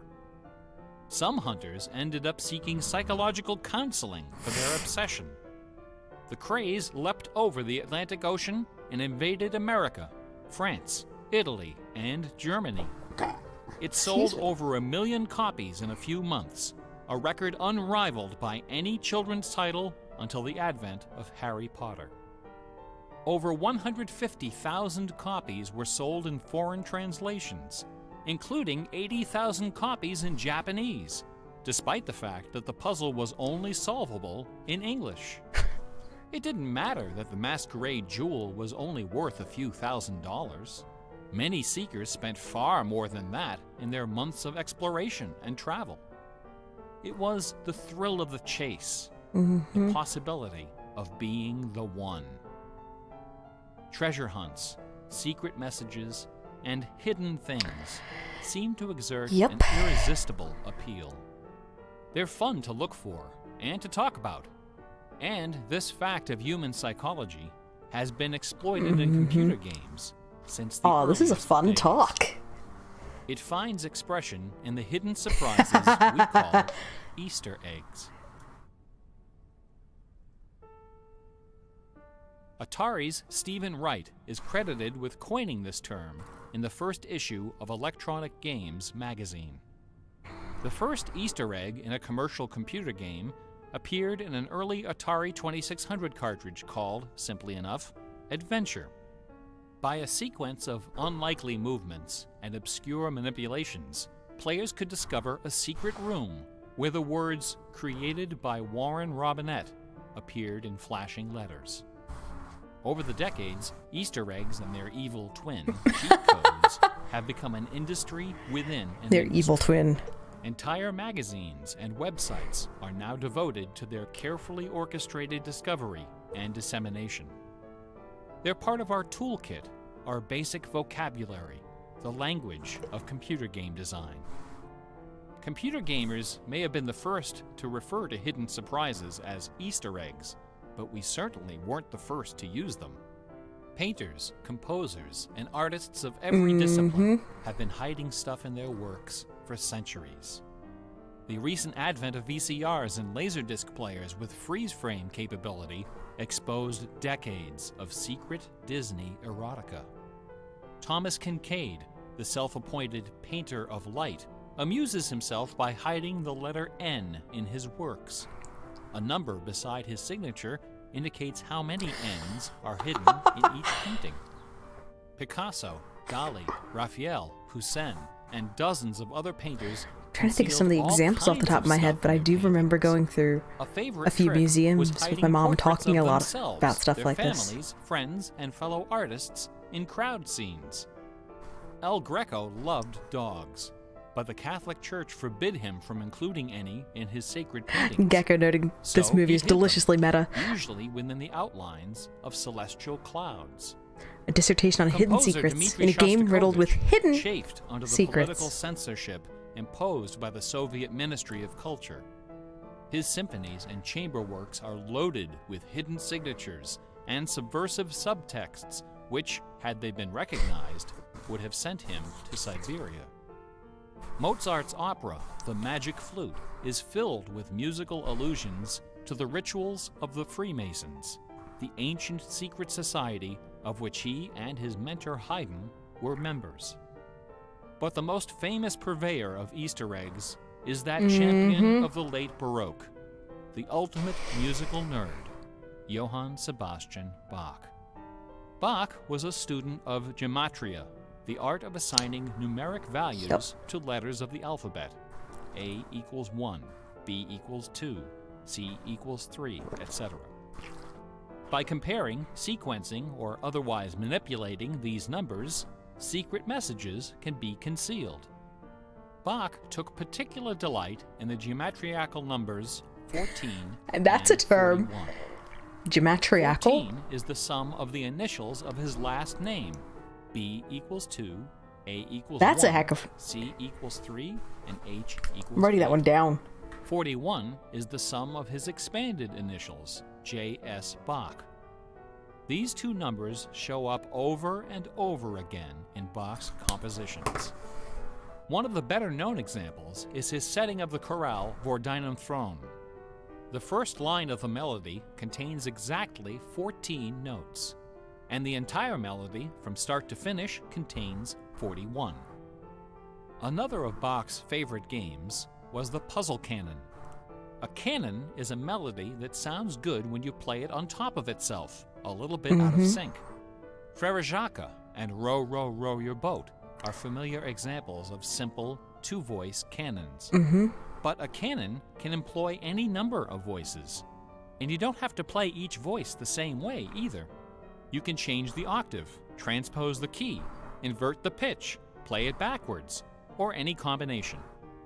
Finding melodies that make good multi-voice canons is a fussy and difficult art, of which Bach was an undisputed master.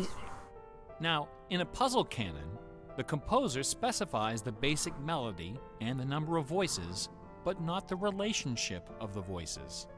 The student has to figure out the position and key of each voice, and whether to perform them inverted and/or backwards. Bach wrote quite a number of puzzle canons. The most famous, BWV 1076, is part of a fascinating story. One of Bach's students was a fellow by the name of Lorenz Misler, founder of the Society of Musical Science. This elite, invitation-only institution devoted itself to the study of Pythagorean philosophy and the union of music and mathematics. Its distinguished membership reads like a who's who of German composers, including Handel, Telemann, and eventually Mozart. Applicants for membership in the society were required to submit an oil portrait of themselves, along with a specimen of original music. An oil portrait of themselves? Damn. It really does wind up being an elite sort of thing, then. Woof! Taking a quick moment. This, as Gecko noted, this is deliciously meta. I am loving it. A dissertation on hidden secrets.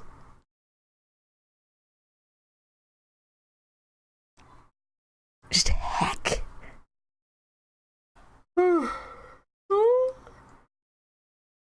Excuse me. I know a photograph would have been hard then, but... MQ, I'm sorry, sir, but I'm going to need you to blow into this device and let me see your oil portrait of yourself. How did that turn into a tongue twister? Of all the damn things, the oil portrait. No. It's more just the...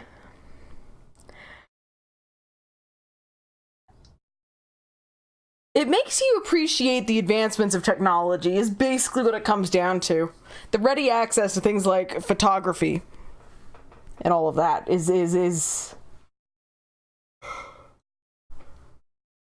oh, excuse me. Heck. Really kind of puts things in perspective. In any case, I just needed to take a moment to revel in the fact that it's applicants were required to submit an what? I can say it on its own. I can't say it in a damn sentence.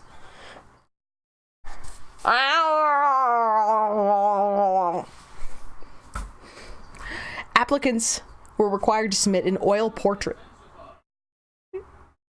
I heard a dingus in the other room, and I have no idea what he just said.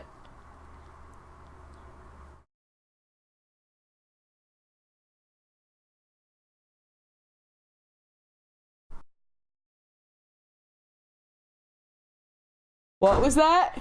Murloc sounds intensify.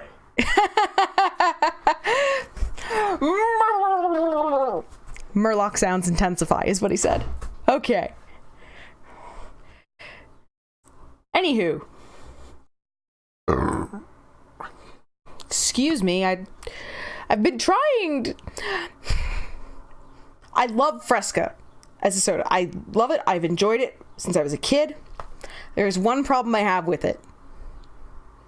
It seems to result in an unusually high number of burps. I probably shouldn't be drinking it on stream, but I'm a baddie. Then again, Hydration Bot would argue that instead I should be drinking water. So I'm going to shut up and return to this. With nerdly efficiency, society member number 14. Nerdly efficiency.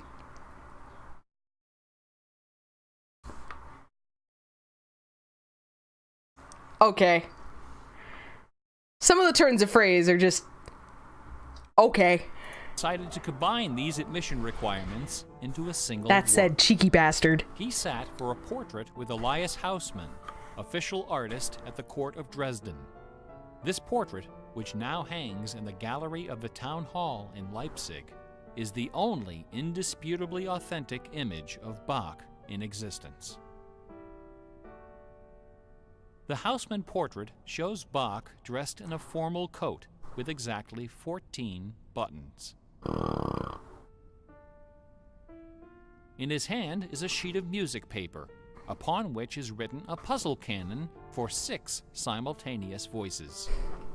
In 1974, a manuscript was discovered which proved that this canon was the 13th in a series of exactly 14 canons Cheeky based bastard. on the ground theme of the famous Goldberg variations.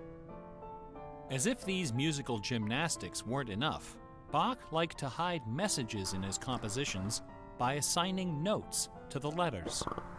His initials, B-A-C-H, correspond to the pitch sequence B flat, A, C, and B natural in German letter notation. This theme makes its most memorable appearance in the last bars of his final composition, The Art of Fugue, published soon after his death in 1750. The word fugue comes from the Latin fuga, which means flight, as in running away. So the art of fugue is the art of flight, the art of taking a theme and running with it. Bach wrote hundreds of fugues, but none as sublime as this sequence of 14. In the last and most complicated fugue in the series, the first and second sections develop normally. This is followed by the B-A-C-H signature, and then suddenly, without any warning or structural justification, the fugue stops, dead in its tracks. Stop! One of the composer's It's hammer 20 time. children, his son Carl Philipp Emanuel, claimed that Bach died moments after those last few notes were written. This story is probably apocryphal.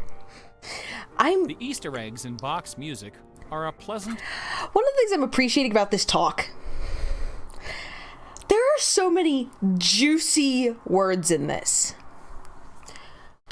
Now, there's only one that I've had to write down to, like, look up later. There's some that I would not necessarily be able to give you an off-the-cuff definition on, but I understand what they are when they are used, which I know is not the most useful thing. It's mostly just that I have not used the words frequently enough, recently enough, to have the concrete meaning be close to the surface. But I can't even call these good Scrabble words, because they're just... Good Scrabble words have a limit of like 7, maybe 8 letters, realistically. And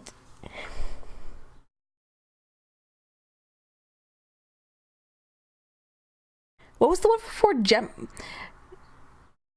Geometrical? Geometrical? Like, heck. I'm loving this. I have a thing that is itching.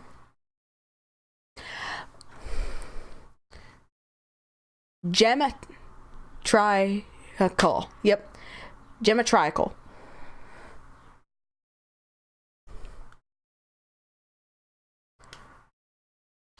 Now, there's definitely a CH in there, I think. One of the upsides of, like, being able to have the subtitles is being able to see the words as they go. I wrote this one down. The trick was pronouncing it. It has so many good words, though. And I can't call them Scrabble terms. Like, a good Scrabble word is the word coom. CWM. A coom is it's a synonym for a cirque, or a valley carved out by a glacier.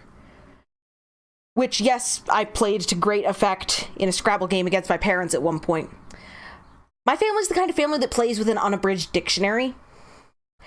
And where it becomes a question as to whether in any given game we are allowing, whether we are requiring standard romanization of terms, or whether, you can use, say, Pinion versus Wade Giles romanizations. This is literally stuff that my family winds up with. We are nerds. Usually my dad rolls his eyes and my mom gleefully takes advantage of stuff. But in the case of the word coom, CWM, I landed it in a game of Scrabble in an excellent location that formed like 3 different words, sort of thing. And my dad is like, no, that's not a word. And my mom started laughing because she knew exactly what book I had picked it up from. Into Thin Air by John Krakauer is where I'd come across the term coom. So it wasn't actually in our unabridged dictionary. Now, the dictionary in question was published in, I think, 1973.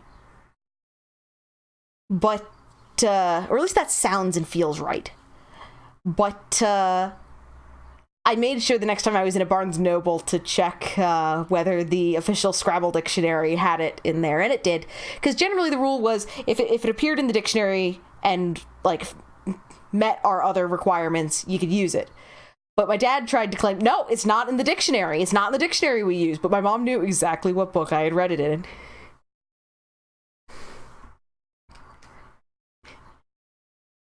Welcome on in, Megas. And yep, QI is another good one. Zoo, XU is a good Scrabble word. This is worse. QAT is a good one. Additionally, if you're ever finding yourself in a fun situation, one of the words I've had to use an unusually high number of times in Scrabble is the word Q, as in Queue.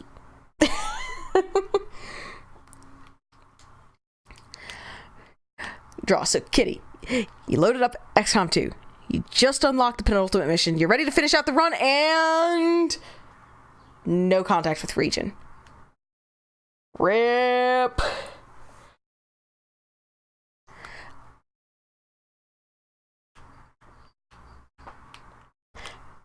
But yeah, so I'm a menace to play Scrabble with, and for all that in a lot of circumstances I don't like comfortably work in timed settings, one of the exceptions to that where I really excel is in games like Bananagrams. I am a menace in Bananagrams. Part of the reason dates back to when I was a kid, and we will resume the talk very, very shortly. When I was a kid, I think that I encountered the game originally because I was in a production of Annie.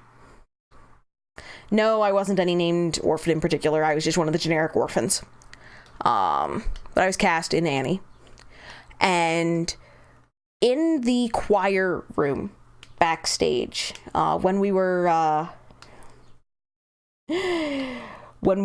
we were waiting for stuff, they would often be playing Text Twist on the computer that was in the room. And that's how I came across this game. And you basically have 7 letters, and in order to advance to the next level, you have to get, at least one of the 7-letter words. But otherwise, you're coming up with all these different combinations of letters and stuff. And making as many words as you can from it, and you get different point values accordingly. This was already feeding into stuff that I enjoyed doing. I've talked about how later on I enjoyed things like cryptograms, cryptorunes, etc., and other sorts of puzzles. So my go-to browser game became Text Twist.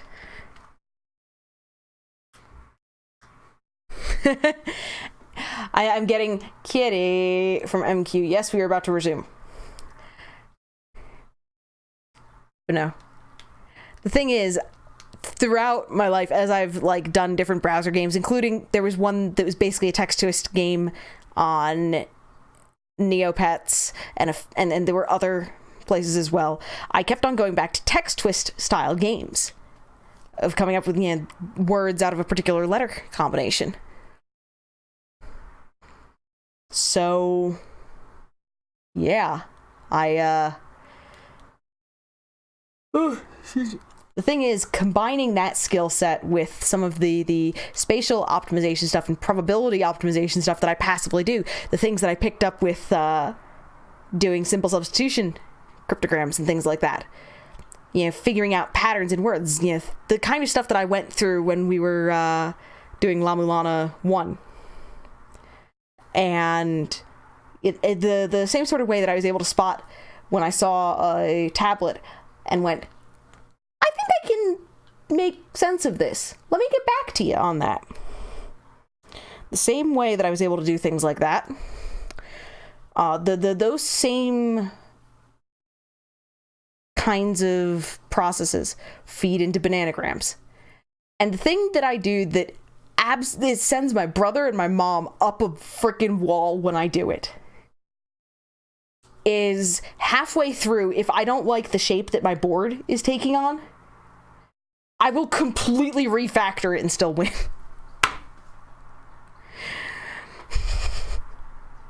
It's fun. I'm a menace.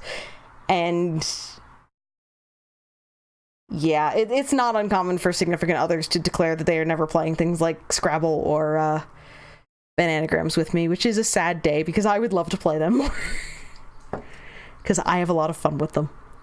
Anywho, let's go back to the talk. And not my talk. We're just going to put a stitch here to represent the fact that I'm not supposed to be speaking. And obscurity, known chiefly to professors and students of Baroque music. I am Stitch. But in March of 2002, when this lecture was first delivered, those Easter eggs were the talk of the entire classical music industry.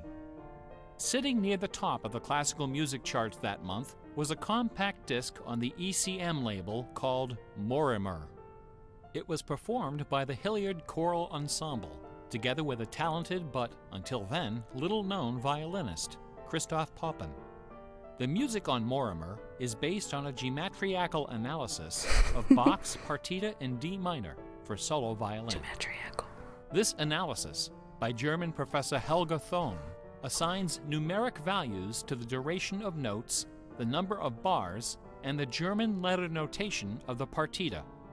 In doing so, she claims to have discovered the complete text of several liturgical ceremonies encoded in the notes. The CD presented these hidden texts superimposed over the original music. The result was strangely melancholy, dark, haunting, and very, very popular. Quite a few music critics attacked this disc. They didn't buy Professor Thon's analysis, dismissing it as a combination of numerology and canny marketing. Their caution was not without basis. Numerology is a slippery slope down which many a fine mind has slid to its doom. Allow me to offer an amusing anecdote from my own experience. Back in the early 90s, Before the internet took off, one of the more popular online bulletin board systems was a service called Prodigy. I bought an account on Prodigy so I could join a fraternal interest group and gossip with fellow members around the country. One day, a stranger appeared on our bulletin board. Right away, I knew we were in trouble. This fellow, whose name was Gary, began spouting all kinds of apocalyptic nonsense about worldwide conspiracies, Gecko. secret societies, Slash me and dates devil myself. worship. Recalls Prodigy. Oh At first, boy. we tried to be polite. We questioned his sources, corrected his histories, logically refuted his claims, and tried to behave in a civilized manner. But instead of soothing him, our attention only made him worse. His conspiratorial warnings became urgent, approaching hysteria. He began to threaten people who disagreed with him. To coin a phrase, Gary went all uppercase. He But found his the most cruise urgent warnings control weren't for about the cool. gays, the Jews, the Rockefellers, or the Illuminati. According to Gary, the greatest enemy of mankind was Santa Claus. Gary claimed to possess a secret numerical formula that proved beyond a shadow of a doubt that Santa Claus was an avatar of the Antichrist. Intrigued, we pressed Gary to reveal his formula. In doing so, we walked right into his trap. We should have known he had a book to sell. I fell for it. I sent him the $15. Less than a week later, the book arrived. Above an ominous photograph of the Washington Monument was emblazoned the title, 666, The Final Warning. Inside this privately printed 494-page monster, Gary reveals a simple geometrical formula, which he claims was developed by the ancient Sumerians. This formula assigns successive products of 6 to each letter of the alphabet. A equals 6, B equals 12, C equals 18, etc. Imagine my dismay when I applied this ancient formula to the name Santa Claus and obtained the blasphemous sum of 666, the biblical number of the beast. I went on Prodigy and reported to the stunned members of our interest group that Gary was right after all. There could be no doubt that according to the unimpeachable wisdom of ancient Samaria, Santa Claus was the Antichrist. I then went on to point out several other names which, when submitted to Gary's formula, also produced the sum 666. Names like St. James, New York, and New Mexico. Soon the bulletin board was filled with discoveries like computer, Boston tea, and most sinister of all, sing karaoke. Gary left us alone after that. I got my $15 worth. But Gary is hardly the first person to connect secret codes to the Bible. Yeah. People have been looking for Easter eggs in the Bible for hundreds of years. The Hebrew mystical tradition of Kabbalah can be described as a geometrical meditation on the Pentateuch, the first 5 books of the Old Testament. The advent of computers has made the application of numerology to the Bible fast and efficient.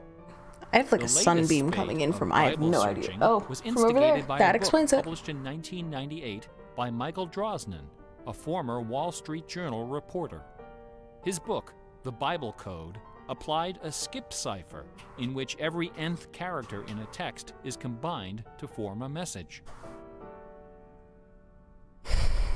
By applying his skip cipher to the Hebrew text of the Old Testament, Drosnin claimed to have discovered predictions of World War II, the Holocaust, Hiroshima, the assassination of Yitzhak Rabin and both Kennedys, the moon landing, Watergate, the Oklahoma City bombing, the election of Bill Clinton, the death of Princess Di, and the comet that collided with Jupiter. And clearly these all have the same sort He also of found predictions significance. of a giant earthquake in LA, a meteor hitting the Earth, and nuclear Armageddon, all scheduled to occur before the end of the last decade. The Bible Code spent many weeks on the bestseller lists, spawning several sequels and dozens of imitators. The Bible has certainly attracted its share of crackpots.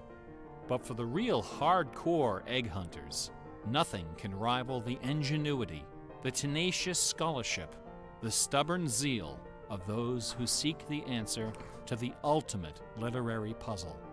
A poisonous conundrum that has squandered fortunes, destroyed careers, and driven healthy, intelligent scholars to the brink of madness and beyond.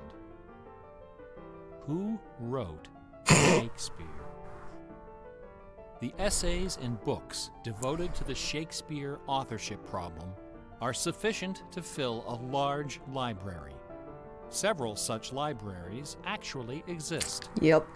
Not even a day-long tutorial, much less an hour lecture, can begin to do justice to this complex, bizarre, and dangerously tantalizing story. Nevertheless, for the unacquainted, I will attempt to summarize the issue in a few paragraphs. The undisputed facts of Shakespeare's life and career could be scribbled on the back of a cocktail napkin. That's a pretty good way of summing it up. We know for a fact that a man named William Shakespeare was born in 1564 in or around the village of Stratford-upon-Avon. We know that he had a wife and at least 3 children. We know he bought property in Stratford, was involved in several lawsuits with his neighbors, and died there in 1616, aged 52. We also know that during those same years, a man with a last name similar to Shakespeare worked as an actor on the London stage, eventually becoming co-owner of some of the theaters there. We also know that about the same time, a number of most excellent poems and plays were published in London under the name Shakespeare. We do not know for a fact that the landowner in Stratford and the actor in London with a similar last name were one and the same man. We do not know for a fact that either man had anything to do with the poems and the plays. All we know is that those poems and plays have, in the 400 years since their composition, come to be regarded as a pinnacle of Western culture. I have a cattail.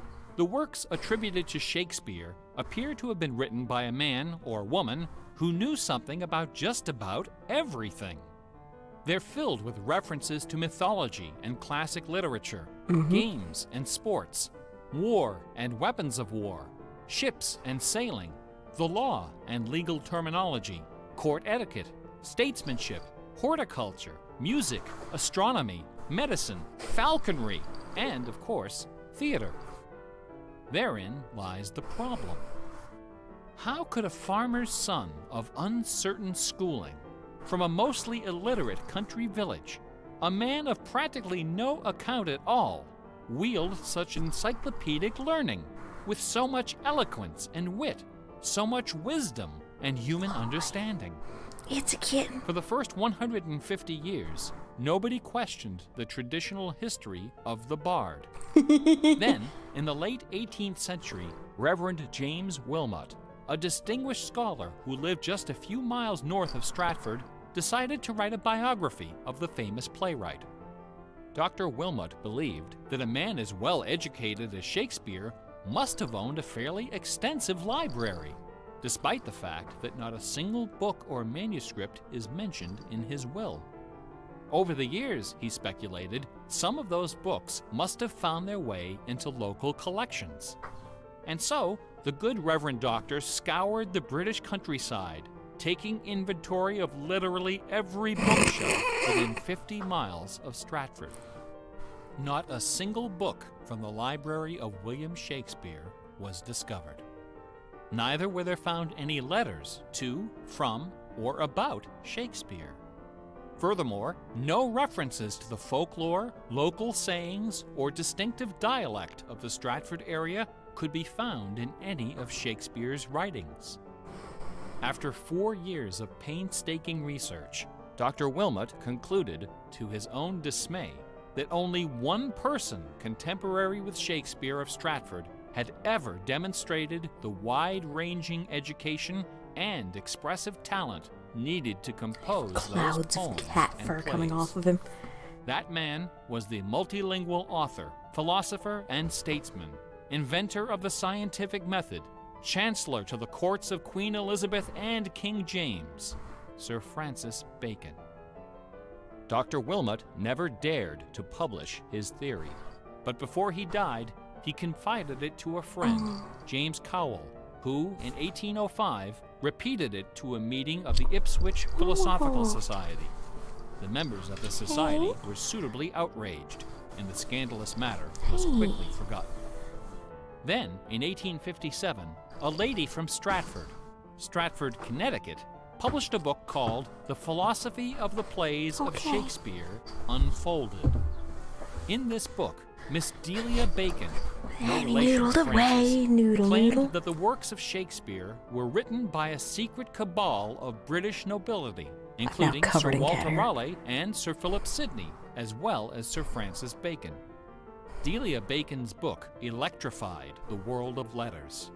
Battle lines were drawn between the orthodox Stratfordians and the heretical Baconians. Literary... What is this, a war over breakfast?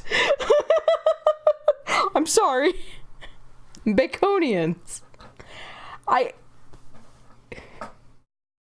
This nominative determinism. It is...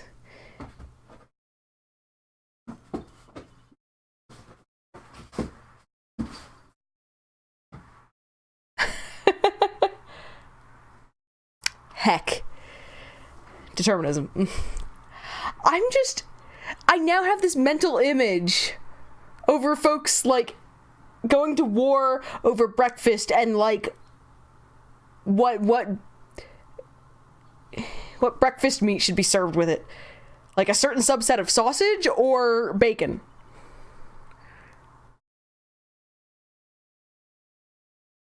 Am I the only one who's going here mentally? It's okay if I am. But I had to stop a moment. I'm also watching as Pharaoh was doing his best to shove his face under the slightly open window over off the side of my room.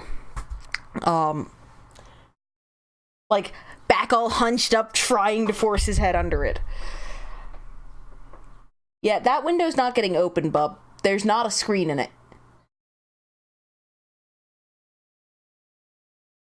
That one's not getting open. In any case, continue. Societies and scholarly journals were formed to debate the evidence. Hundreds of pamphlets, newspaper articles, and essays were published defending each side and ridiculing the opposition with that self-aggrandizing viciousness peculiar to tenured academics. Some of these turns of phrase. Armed with her explosive book, Delia Bacon journeyed to Stratford-upon-Avon and, unbelievably, obtained official permission to open Shakespeare's grave. However, when the moment came to actually lift the stone, Delia's self-doubt precipitated a catastrophic nervous breakdown. She later died penniless in a madhouse. Around 1888, things began to get a bit out of hand. U.S. Congressman Ignatius Donnelly of Minnesota became interested in the Shakespeare controversy. One day, browsing through his facsimile copy of the First Folio of 1623, he noted that the word bacon appeared on page 53 of the histories and also on page 53 of the comedies. He also noted that Sir Francis Bacon had written extensively on the subject of cryptography. Donnelly began counting line and page numbers, adding and subtracting letters, drawing lines over sentences, circling words, and crossing them out.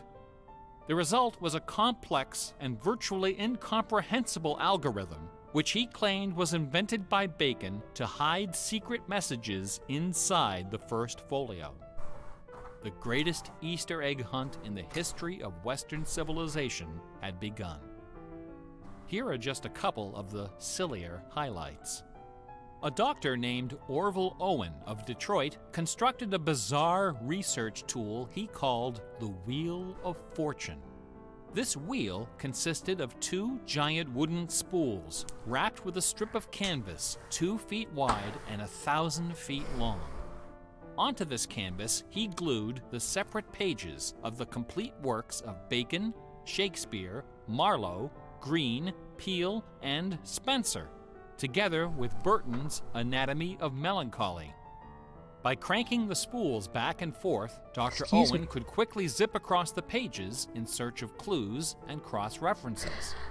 Employing a large team of secretaries and stenographers, Owen claimed to have uncovered a complete alternative history of really Elizabethan makes England, you thank as well as several heavens entirely that new Control Shakespeare F plays and exists. sonnets. Listen to this hidden verse, supposedly penned by the mighty bard himself, which inspired Dr. Owen to build his Wheel of Fortune. Take your knife and cut all our books asunder, and set the leaves on a great firm wheel, which rolls and rolls, and turning the fickle rolling wheel, throw your eyes upon Fortune, that goddess blind, that stands upon a spherical stone, that turning and inconstant rolls in restless variation. After publishing 5 thick volumes of this rubbish, Owen announced the discovery of an anagram, indicating that Bacon's original manuscripts were buried near Chepstow Castle on the River Wye. Owen spent the next 15 years and thousands of dollars excavating the bed of the river with boat crews and high explosives. He died before anything was found. Boom goes the A fellow manuscript. named Arnsberg wrote an entire book based on the analysis of the significance of a suspicious crack in the tomb of Bacon's mother. A Ray of Sanity finally appeared in 1957. To those familiar with the science of cryptology, the name William Friedman needs little introduction. During World War II, Colonel Friedman was the head of the U.S. Army's Cryptoanalytic Bureau. He is credited with cracking the Japanese Empire's most sensitive cipher. After the war, the colonel decided to apply his expertise to the study of the Shakespeare ciphers. He interviewed several of the experts in the field and prepared a detailed scientific analysis, which he published under the title The Shakespeare Ciphers Examined. His conclusion? In a word, bunk. According to the standards of cryptologic science, not one of the hidden messages purportedly discovered in Shakespeare's works was plausible. The rules used to extract these messages from the texts were non-rigorous, wildly subjective, and unrepeatable by anyone except the original decipherer. This ties into things like anytime someone is trying to, find ciphers in, say, the Bible. Okay, so what edition, what translation are we using? Because, heck, translation is an interesting art to begin with. Trying to convey the strict wording versus the intended meaning and all of that. It is an interesting time, and even then, if you're looking at things like page-based things, you have to take a look at the variations and things like typesetting. Excuse me. So, that's one of the things that I've been thinking about through all of this is, like, what editions are they referring to? Did someone leave in the original typos, or did they try to remove them and correct them? Like, it's one of the big things that actually comes up as a problem with the idea of even using things like book ciphers. Trying to make sure that you have the exact same edition of the book, exact same print run. Which, I mean, yeah, Pharaoh likes to knock over Ditto, don't you?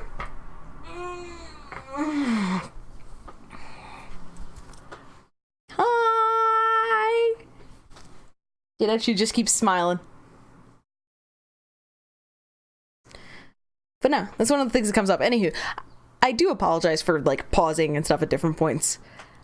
I'm trying to sit and watch through this mostly together. It's just I also recognize that one of the perils of having the game volume turned up as high as it is in the relative mix is that there's not much distinction between my voice and game volume for the purposes of listening, and it can get really muddled if I try to talk over it. So I'm trying not to. I'm trying to be good. I'm so bad. Continuing. The people involved were not being dishonest. They were channeling their preconceptions. They were trapped in a Imposing labyrinth bias of and stuff. delusion, mining order from chaos. Anglers in a lake of darkness. Lear, Act 3, Scene 6. You would think that Friedman's cold and ruthless exposure would be enough to silence the heretics once and for all. Heretics is a Not good term. chance. The books and TV specials and websites and conferences and doctoral dissertations keep right on coming. I should point out that the Shakespeare authorship issue is not only the preoccupation of cranks and weirdos. We're gonna go back to A Stitch Stern. substantial number of respected authors and Shakespeareans have expressed serious doubts about the traditional origin of the plays. The list includes Nathaniel Hawthorne, Ralph Waldo Emerson, Walt Whitman, Henry James, Sam Clemens, Sigmund Freud, Orson Welles, and Sir John Gielgud. Living skeptics include the artistic director of the New Globe Theatre, Mark Rylance, Michael York, Derek Jacobi, Kenneth Branagh, and even that most revered and scholarly of contemporary Shakespearean actors, Keanu Reeves. The current leading candidate for the authorship Just is remember, Edward de there is Vere, no spoon. the 17th Earl of Oxford, a theory first proposed in 1920 by an English schoolmaster with the unfortunate name J. Thomas Looney. What Hell is of a it name. about Bach, the Bible, and the works of Shakespeare that inspires this intense scrutiny? Nobody's looking for acrostics in Chaucer or Keats. There are no hit CDs of the secret chorales of Wagner or Beethoven. For the answer, we need to recognize the unique roles which the Bible and Shakespeare have played in the development of Western culture. No other single work of literature has influenced modern English more than the translation of the Holy Bible published in 1611 under the auspices of King James I.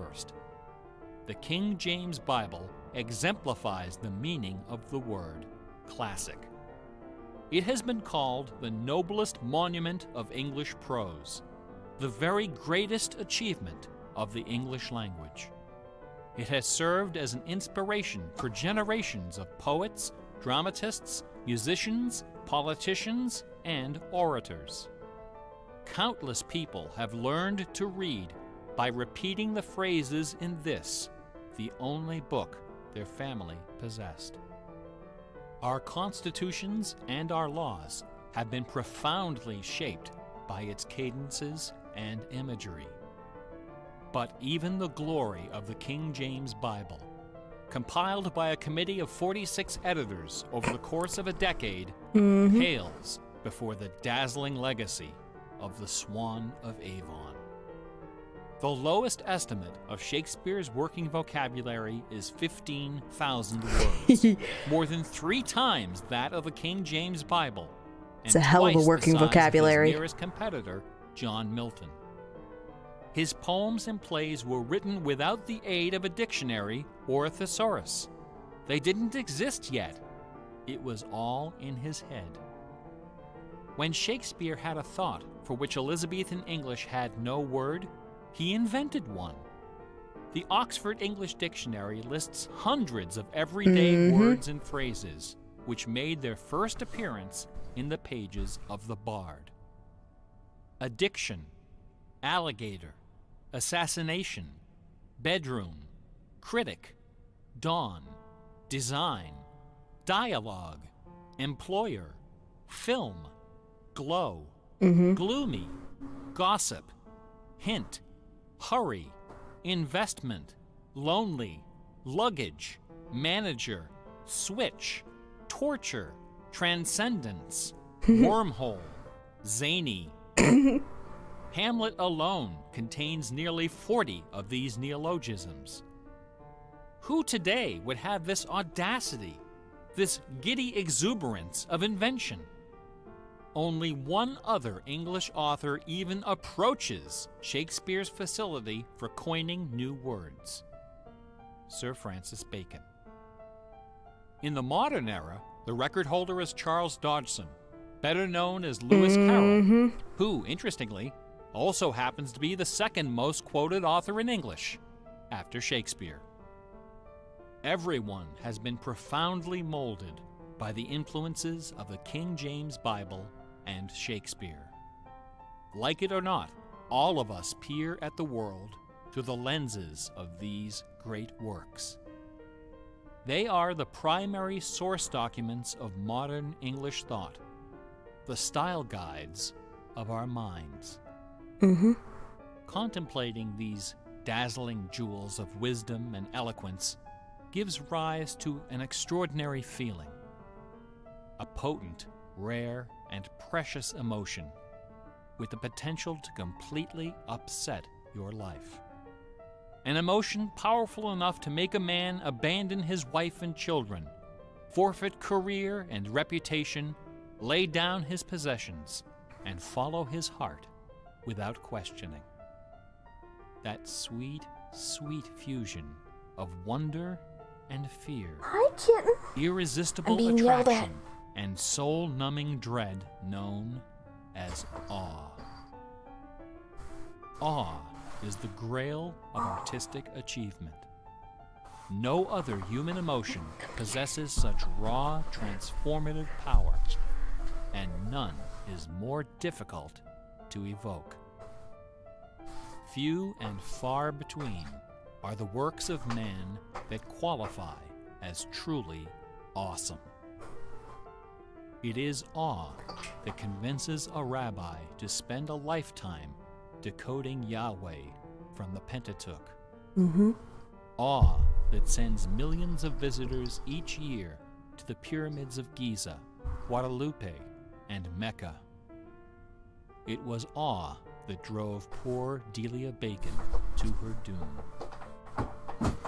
Now, please don't come away from this lecture thinking that the key to awesome game design is the installation of Easter eggs. Ordinary games with their contrived Easter eggs and cheat codes are like the Battery of the Month club. You have to trudge down to the back of the store to get what you really came for. If superpower is what people really want, why not just give it to them? Is our imagination so impoverished that we have to resort to marketing gimmicks to keep players interested Bear's in trying our to shove his games? face into the window Awesome again. things don't hold anything back. Awesome things are rich and generous. The treasure is right there. One afternoon, I was sitting alone behind the counter at that old Radio Shack store. My boss had stepped out for some reason. An elderly woman walked through the front door. Like most of our customers, she was shabbily dressed. Probably It's making me from think of a thick, thin song. cotton. Talk about I an assumed elderly woman she was walking going in. for her free battery. But instead, she placed a portable radio on the counter. This little radio came from the days when they boasted about the number of transistors inside on the case. It was completely wrapped in dirty white medical tape. The woman looked at me and asked, "Can you fix this?" Slowly, I unwrapped the medical tape, peeling away the layers until the back cover of the radio fell off, accompanied by a cloud of red dust. The interior of the radio was half eaten away by battery leakage and corrosion. I looked at the radio. I looked at the old woman. I looked back at the radio. I reached behind me, where the expensive alkaline batteries were hanging like prescription medication, and removed a gleaming 9-volt cell from its gold blister pack. Then I pulled a brand new transistor radio from a box installed the alkaline, and helped the lady find her favorite station. No money changed hands. She left the store without saying a word. Awesome things are kind of like that. Mm-hmm.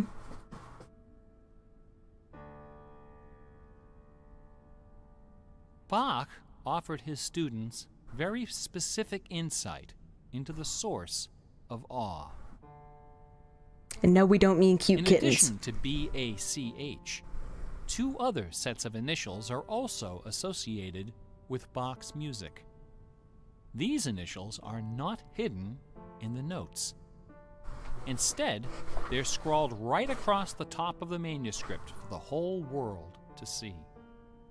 The initials are S.D.G. and J.J. S.D.G. stands for the Latin phrase Sole Deo Gloria, to the glory of God alone. J.J. stands for Jesu Juva, help me, Jesus. Bach wrote all of his great masterpieces sub specie eternitatis, under the aspect of eternity. He did not compose only to please his sponsors or to win the approval of an audience. His work was his worship.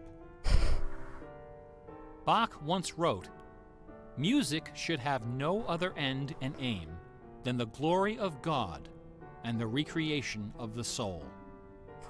Where this is not kept in mind, there is no true music, but only an infernal clamor and ranting." The name of the power that moves you is not important. What is important is that you are moved. Awe is the foundation of religion. No other motivation can free you from the limits of personal achievement. Nothing else can teach you the art of flight. Computer games are barely 40 years old. Only a few words in our basic vocabulary have been established. A whole dictionary is waiting to be coined. Damn it, cat. The slate is clean. Someday soon, perhaps even in our lifetime, a game design will appear that will flash across our culture like lightning.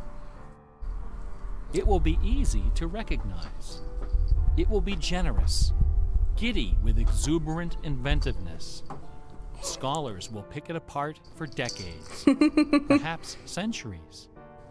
It will be something wonderful, something terrifying, something awful. A few years ago, I was invited to speak at a conference in London. My wife joined me, and we took a day off for some sightseeing. We decided to visit England's second biggest tourist attraction, Stratford-upon-Avon. It was cold and rainy when our train arrived. Luckily, most of the attractions are just a short walk from the station. We visited Shakespeare's birthplace, a charming old house along the main street, which attracts millions of pilgrims every year, despite the complete lack of any evidence that Shakespeare was born there or even lived anywhere near it. Yep, Word says it right. We went past Therapist. the school where Shakespeare learned to read and write, although no documents exist to prove his attendance. Apparently We my hand visited defends Anne him. Hathaway's cottage, the rustic country farm where his wife spent her childhood, although no record shows anyone by that name ever having lived there. Finally, we came to the one location undeniably associated with Shakespeare, Trinity Parish Church, on the banks of the River Avon, where a man by that name is buried. This beautiful church is approached by a long walkway between rows of ancient gravestones shaded by tall trees. The entrance door is surprisingly tiny. No cameras are allowed inside. The interior is dark and quiet. Despite the presence of busloads of tourists, the atmosphere is hushed and respectful.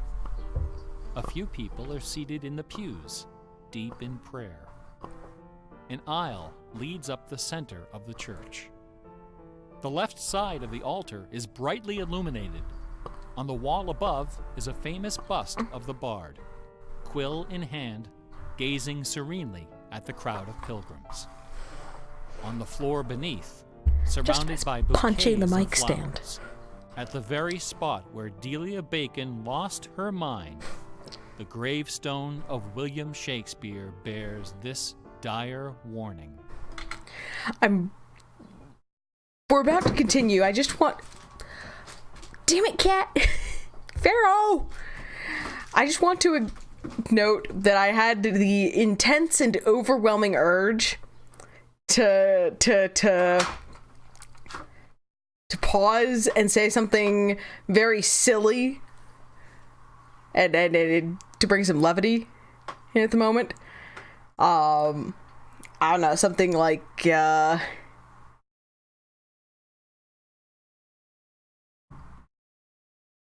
don't know, wash your hands before you eat. or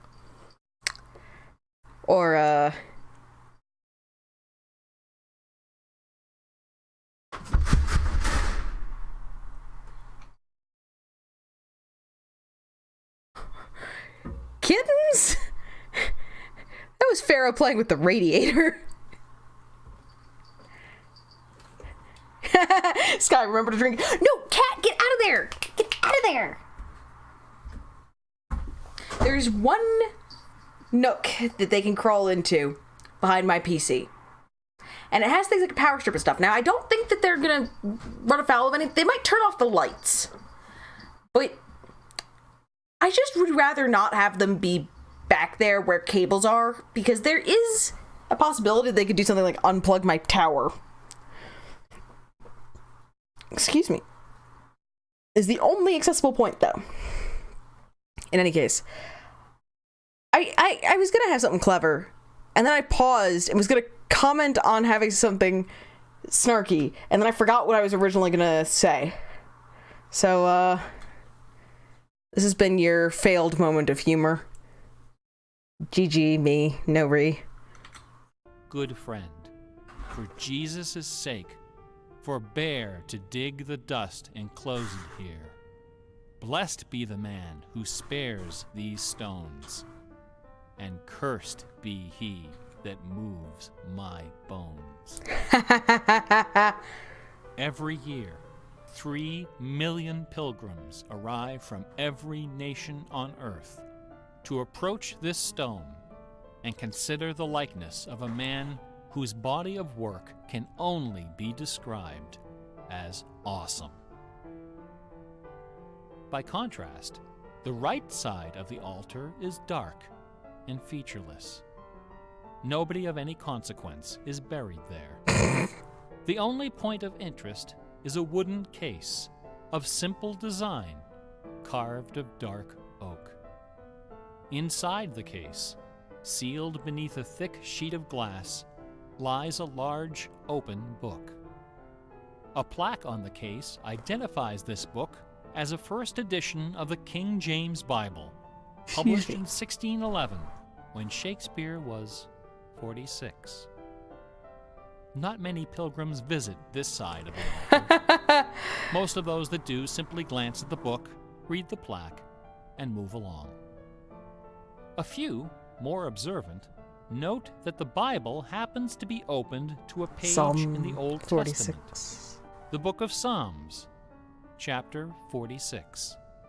The title No of the explanation is given for this particular choice of pages. title of the talk.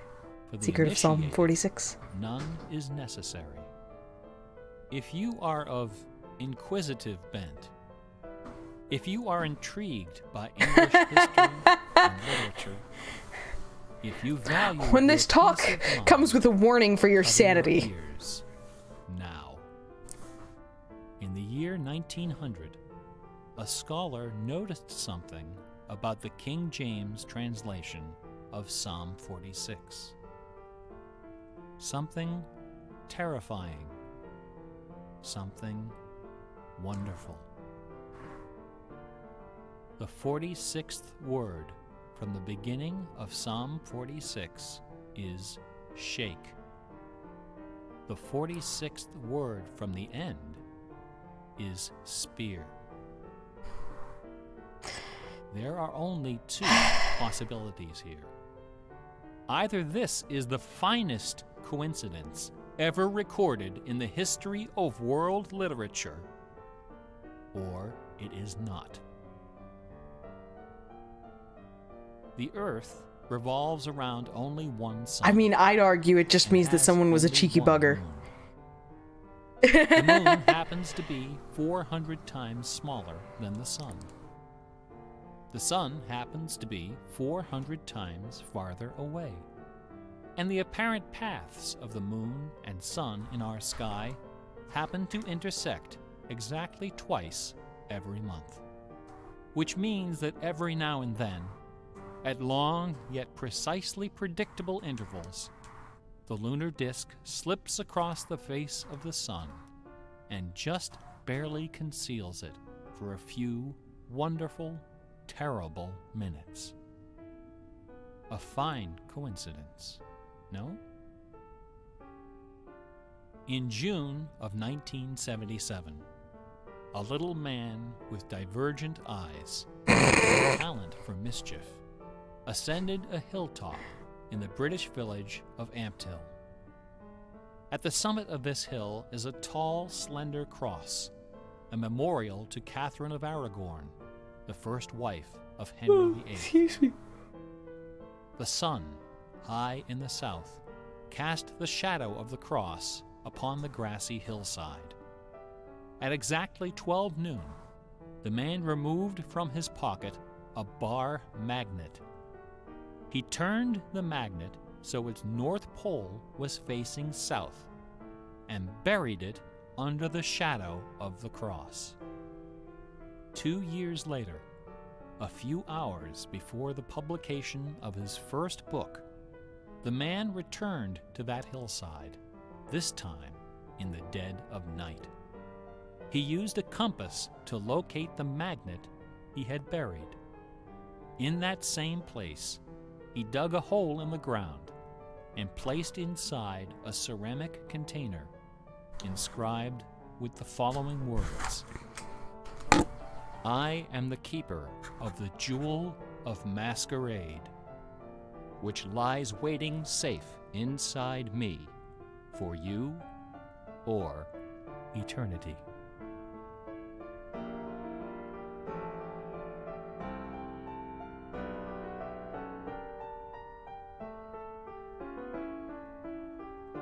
And then we're at total eclipse. Which...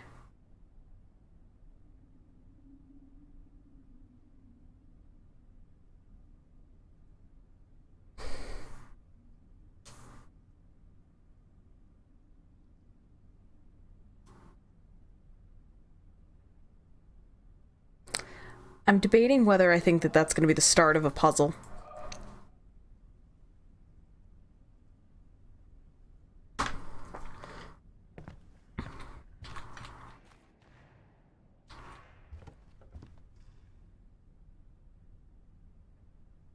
That's a really good talk, though.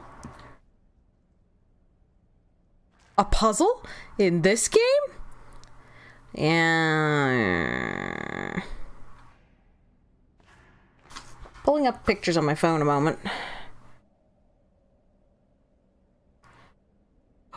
No, I got you, Sky. You weren't joking when you said you thought I'd enjoy it. No, that was a great talk.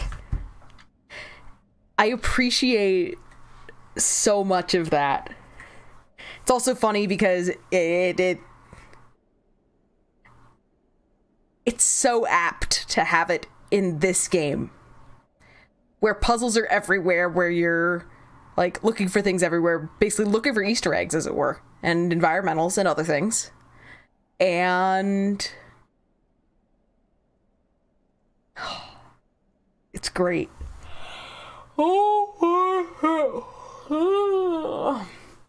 Heck. I'm pulling up really quickly. Yes, I understand that we're not doing like full exploration-y things.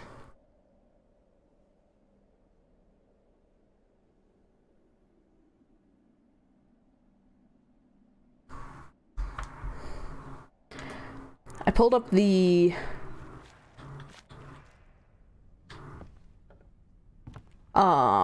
ones for the village obelisk that are not on the same side as MQ.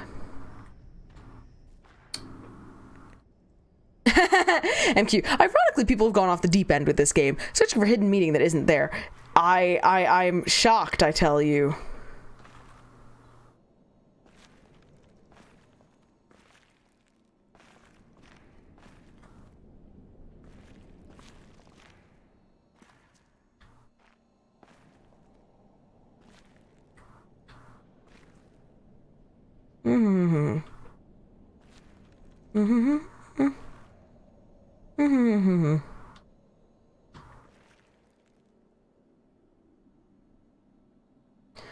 We're not doing much by way of searching.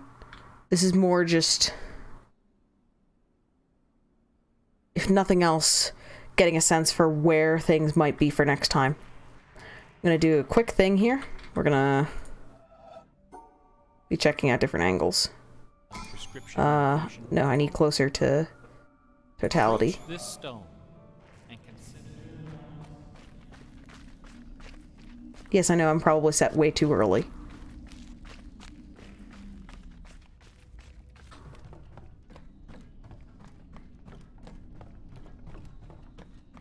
We're gonna head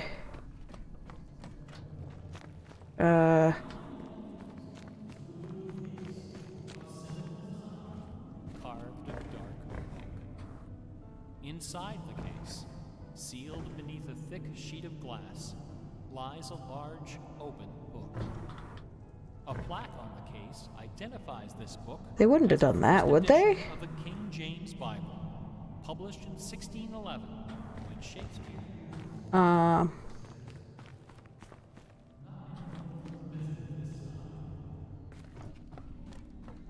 Visible from the surface? I don't think stuff's quite visible from up there.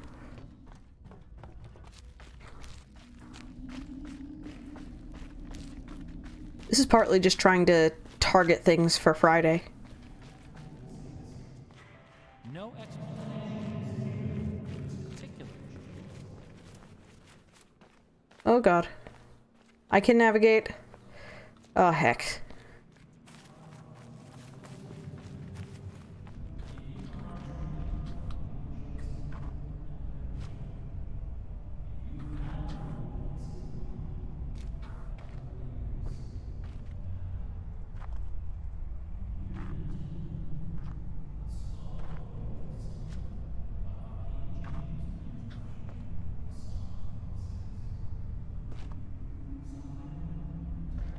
Okay, no. I don't think it's from up here, if anything. Brain. This work? I think this works.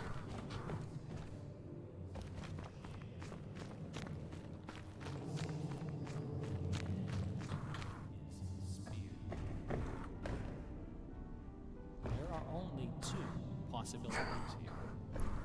Either this is the finest coincidence ever recorded in the history of world literature, or it is not.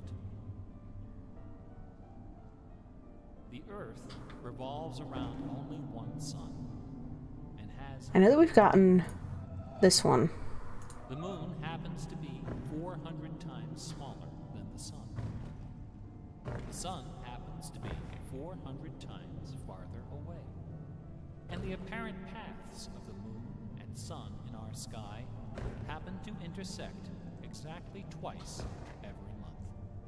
Which means that every now and then, at long yet precisely predictable intervals, the lunar disk slips across the face of the sun just barely conceals it for a few wonderful, terrible moments. A fine coincidence.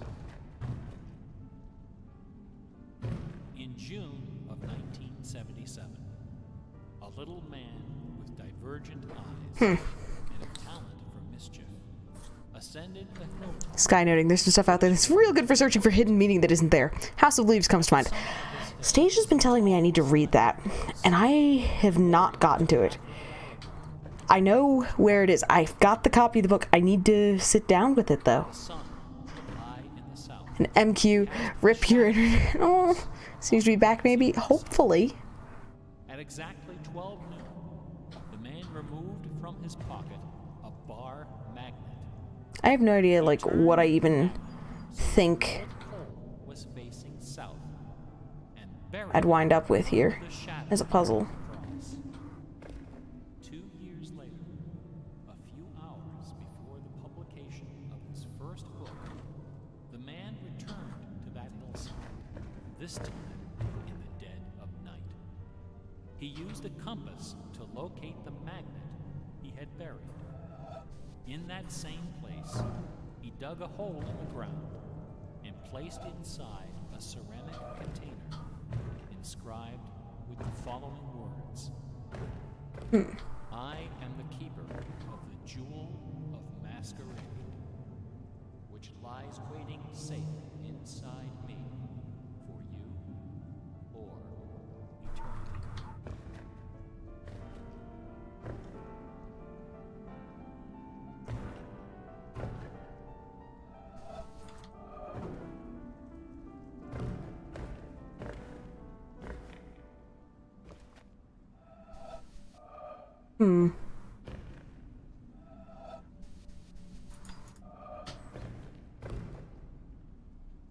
I don't know.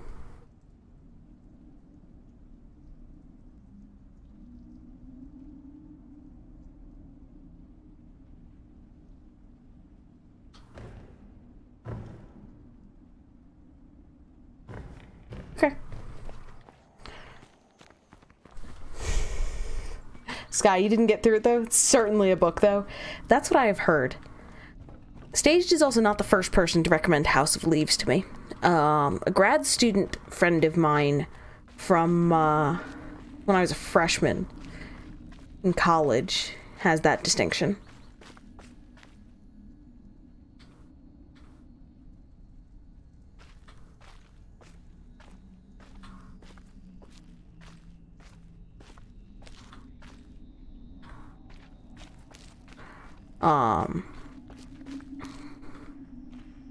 That's something that I definitely should read. If only for the experience of it.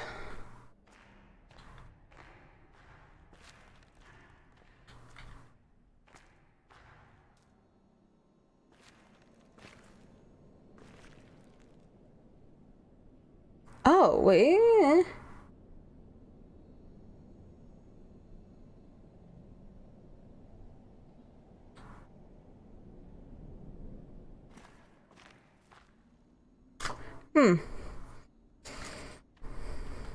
I don't know what the end point would be. Just playing around with this a sec. I need... like here-ish, maybe? Bane of Radio Shack employees. Because it shows through the back. The Battery of the Month Club. The idea of this promotion was simple. Customers got... Ah, this is one. Clerk got to punch out a square and give the customer one. So I'm brand new looking at a, I'm looking at a picture on my phone of the side of the obelisk. In the shadow of the moon. It's this. The closest I ever came was over 30 years ago.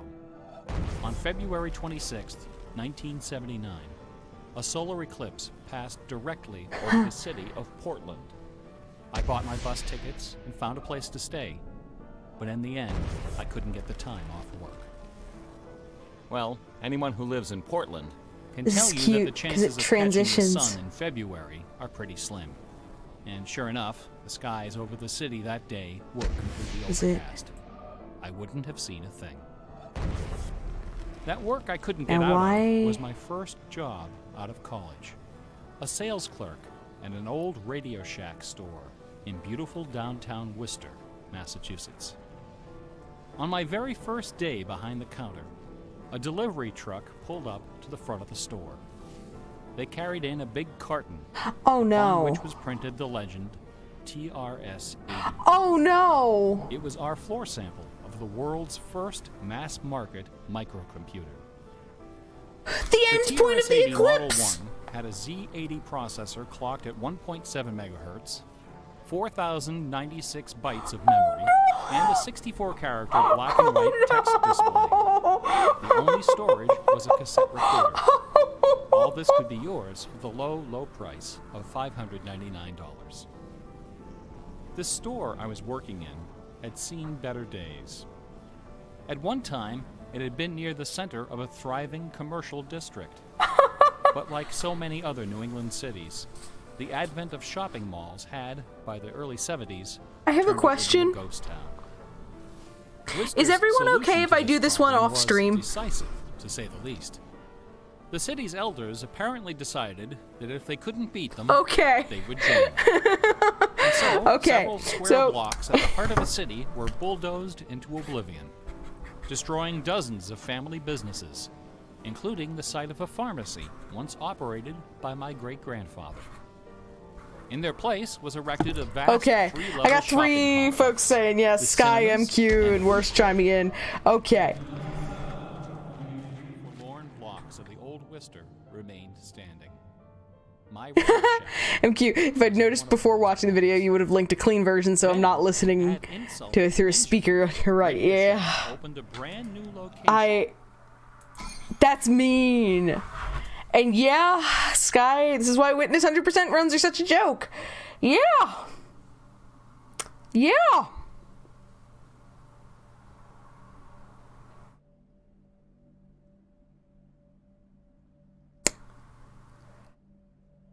That's genius. But god fucking damn it.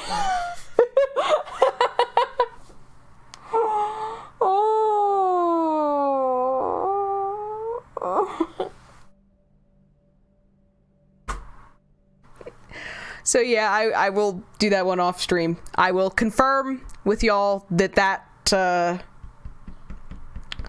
has been done by Friday. You fortunately went looking for that before committing to listening to the talk. Yeah, that's so genius. But at the same time, the greatest kindness that they could have given you in this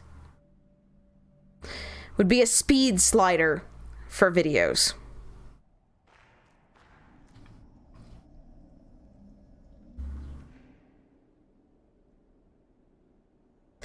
Yeah, it's probably gonna amount to just I just realized I'm going to have to bully the Witness into continuing to run when I'm on another window. Or I'm going to be sitting and doing something on my phone. Probably. And heaven help me if I miss it.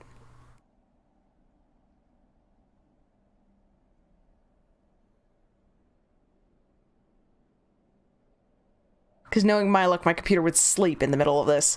Like, and I would forget to disable that. So, okay. Now that we've had our... Oh, God. Beanbag throwing... Oh, no. Moment. You can make almost any game run in the background, but the problem is that they start accepting background input, too.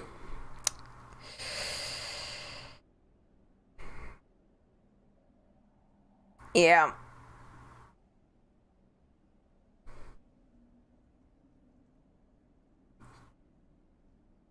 Heck. things I wish I had realized. Oh, dear God. That's painful. Like, on the one hand, he's brilliant. On the other hand, Jonathan Blow, you bastard. So, okay. On that note, so here's a question. We are at the 3.5 hour mark.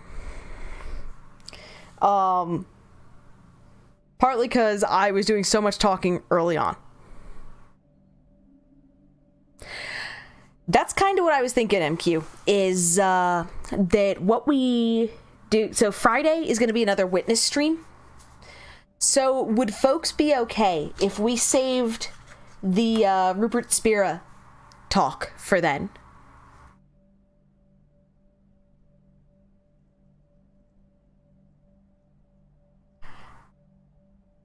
Probably is like a stream end sort of thing. The worst case scenario is basically that it happens next week.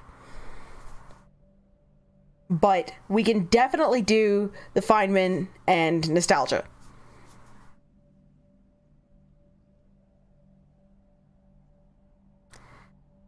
Y'all have like 5 minutes to respond knowing me, so yeah. I know that fundamentally this is a Kitty Be Decisive. Could end the playthrough on it.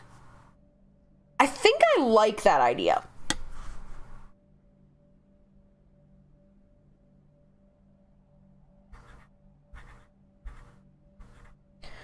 That's a good thought. I just wrote that down. I think I like that idea.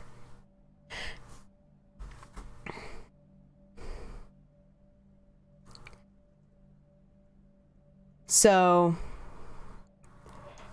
excuse me. So what I'm thinking for now is that I'm gonna need a quick BRB just to stretch my legs again. So we'll call it like a 3 to 5 minute-er, and then we'll sit down for the last 2 that we're gonna hit today, which are gonna be the second one, which is the Richard Feynman one, and the third code, which is nostalgia. So on that note, I'm gonna BRB. Boop-a-doop.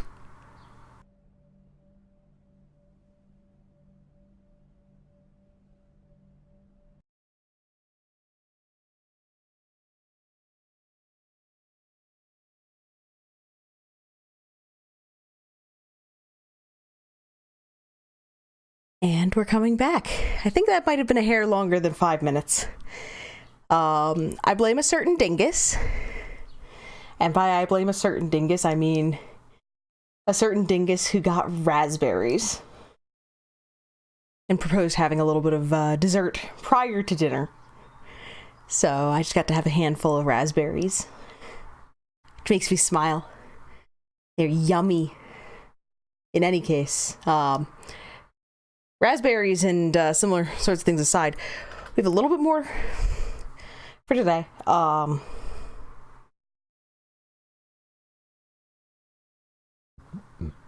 Excuse me.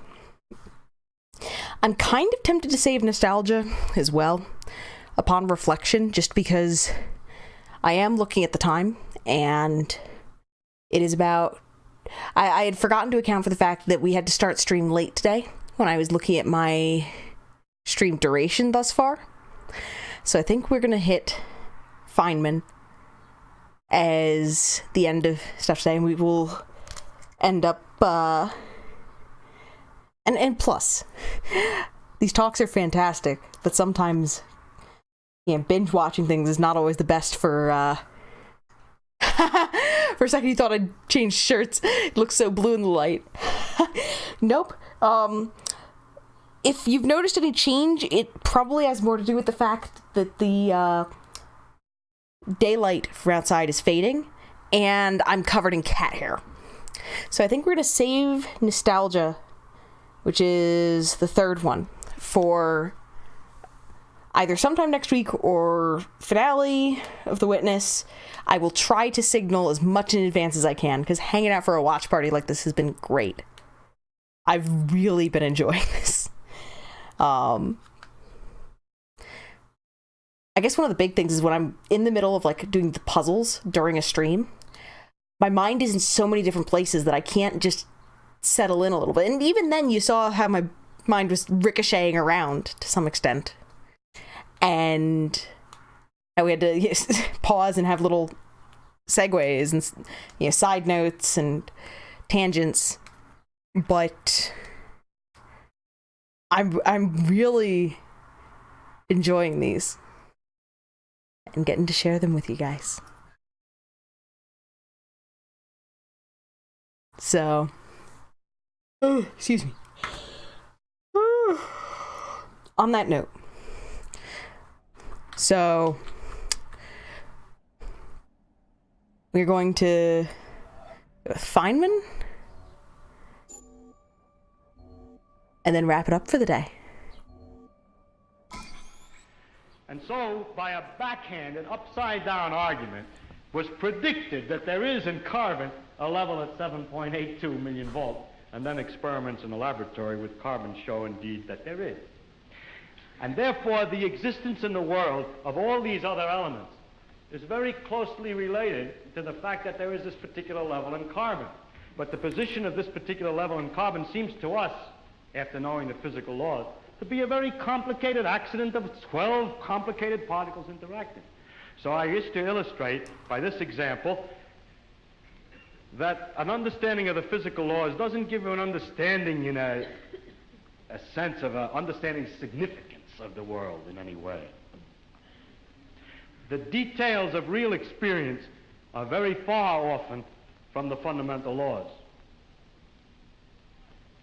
There are, in a way of speaking in the world, we have a way of discussing the world which you could call, we discuss it at various hierarchies or levels. Now, I don't mean to be very precise, there's a level, there's another level, and another level, but I will indicate by describing a set of ideas to you, just one after the other, what I mean by hierarchies of ideas. For example, at one end, we have the fundamental laws of physics. Then we invent other terms for concepts which are approximate, who have, we believe, the ultimate explanation in terms of the fundamental laws. For instance, heat.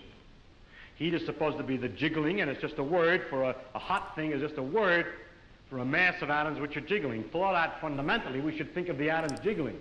But for a while, if we're talking about heat, we sometimes forget about the atoms jiggling.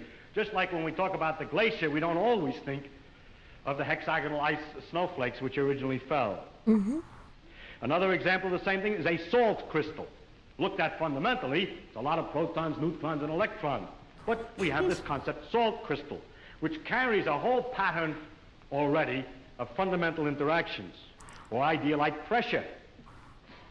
Now, if we go higher up from this, in another level, we have properties of substances like refractive index, how light is bent when it goes through something, or surface tension, the fact that the water tends to pull itself together, is described by a number. I remind you, Chemi flashbacks. We have to go through several laws down to find out that it's the pull of the atoms and so on, but we still say surface tension, and don't worry when we're discussing surface tension of the inner workings, always. Sometimes we do, sometimes we don't. Go on, up in the hierarchy.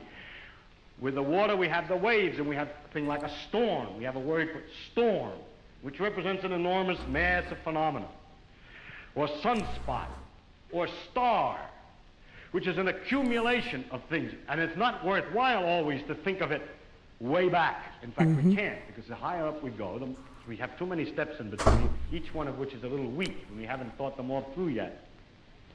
If we go up in this hierarchy of complexity, we get to things like frog, or nerve impulse, which you see is an enormously complicated thing in the physical world, involving an organization of matter in a very elaborate complexity.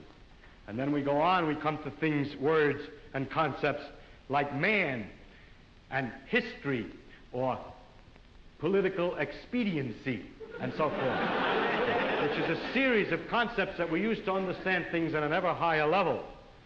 And going on, we come to things like evil and beauty and hope. Now, which end is nearer to the ultimate creator, or the ultimate, or if I make a religious metaphor, Which end is nearer to God? Beauty and hope, or the fundamental laws?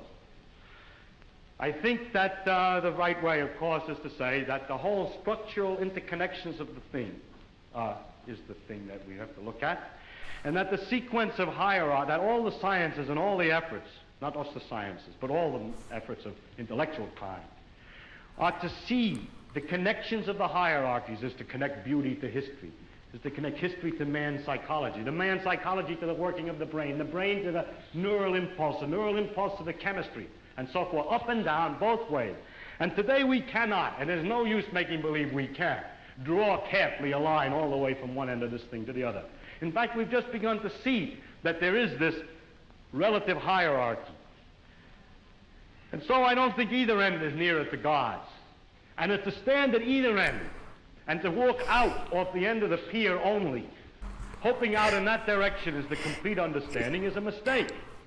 And to stand with evil and beauty and hope, or to stand with the fundamental laws, I have a snarky remark that's been in mind the whole time. Understanding of the whole world with that aspect alone is a mistake. And it is not sensible either for the ones who specialize at one end and the ones who specialize at the other end to have such disregard for each other. They don't actually, but the people say they do. So. But that actually the great mass of workers in between, connecting one step to another, are improving all the time our understanding of the world, both from working at the ends and working in the middle. And in that way, we are gradually understanding this connection, this tremendous world of interconnecting hierarchies. If you expect... Really quickly, I just want to say I've been sitting on a joke the whole time there for like the second half of that. I'm still listening, but I kept wanting to make a joke about how, but we all know that the devil's in the details. In any case, carry on. Science to give all the answers to the wonderful questions about what we are, where we're going, what the meaning of the universe is, and so on, then I think you could easily become disillusioned and then look for some mystic answer to these problems. How a scientist can take a mystic answer, I don't know, because the whole spirit is to understand. Well, never mind that. I don't understand that. But anyhow, if you think of it, though, the way I think of what we're doing is we're exploring. We're trying to find out as much as we can about the world. People say to me, are you looking for the ultimate laws of physics? No, I'm not. I'm just looking to find out more about the world. And if it turns out there is a simple ultimate law that explains everything, so be it. That would be very nice to discover. If it turns out it's like an onion with millions of layers and we're just sick and tired of looking at the layers, then that's the way it is. But whatever way it comes out, its nature is there and she's going to come out the way she is. And therefore, when we go to investigate it, we shouldn't pre-decide what it is we're trying to do, except to find out more about it.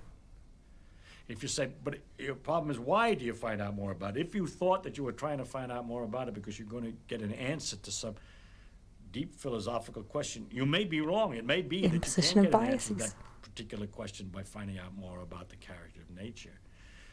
But I don't look at it. My interest in science is to simply find out about the world, and the more I find out, the better it is. I like to find out. There are very remarkable mysteries about the fact that we're able to do so many more things than apparently animals can do, and other questions like that. But those are mysteries I want to investigate without knowing the answer to them. And so altogether, I can't believe the special stories that have been made up about our relationship to the universe at large, because they seem to be too simple, too connected, too local, too provincial. The earth, he came to the earth. One of the aspects of God came to the earth, mind you. And look at what's out there. How can he, it isn't in proportion. Anyway, it's no use arguing. I can't argue it. I'm just trying to tell you why the scientific views that I have do have some effect on my beliefs. And also another thing has to do with the question of how do you find out if something's true? And if you have all these theories of the different religions have all different theories about the thing, then you begin to wonder. Once you start doubting, just like you're supposed to doubt, you ask me, is the science true? We say, no, we don't know what's true. We're trying to find out. Everything is possibly wrong.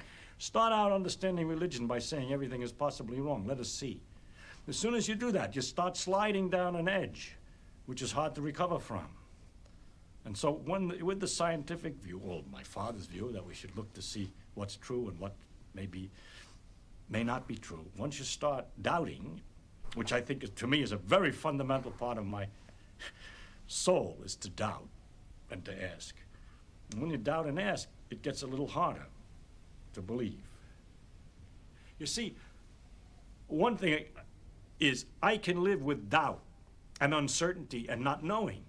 I think it's much more interesting to live not knowing than to have answers which might be wrong. I have approximate answers and possible beliefs and different degrees of certainty about different things, but I'm not absolutely sure of anything. And then many things I don't know anything about, such as whether it means anything to ask, why we're here, and what the question might mean. I might think about it a little bit. If I can't figure it out, then I go to something else. But I don't have to know an answer. I don't feel frightened by not knowing things, by being lost in the mysterious universe without having any purpose, which is the way it really is, as far as I can tell, possibly. It doesn't frighten me.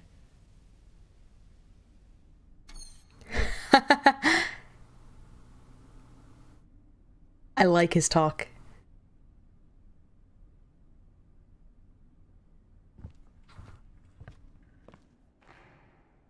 I'm just sitting here smiling over it.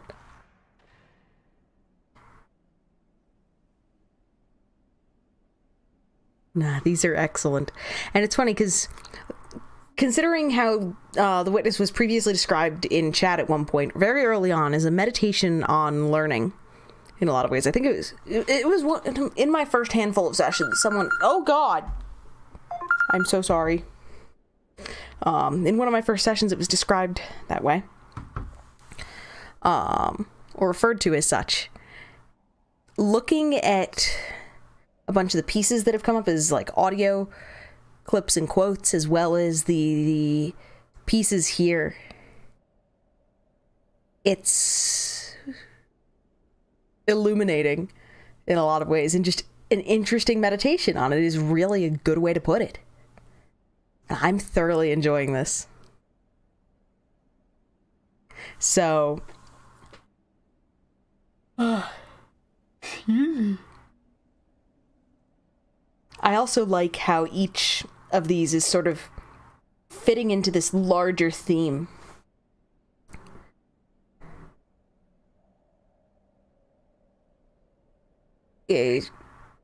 Tying into things like questioning the nature of reality and the way in which we interact with it, and the imposition of our biases on it. For example, even if you just walk around in The Witness, you learn to expect these line puzzles. You learn their rules, you adapt, and you let the game teach you. And then you get outside of that context, outside of just looking at the panels, and you start looking at the world around it.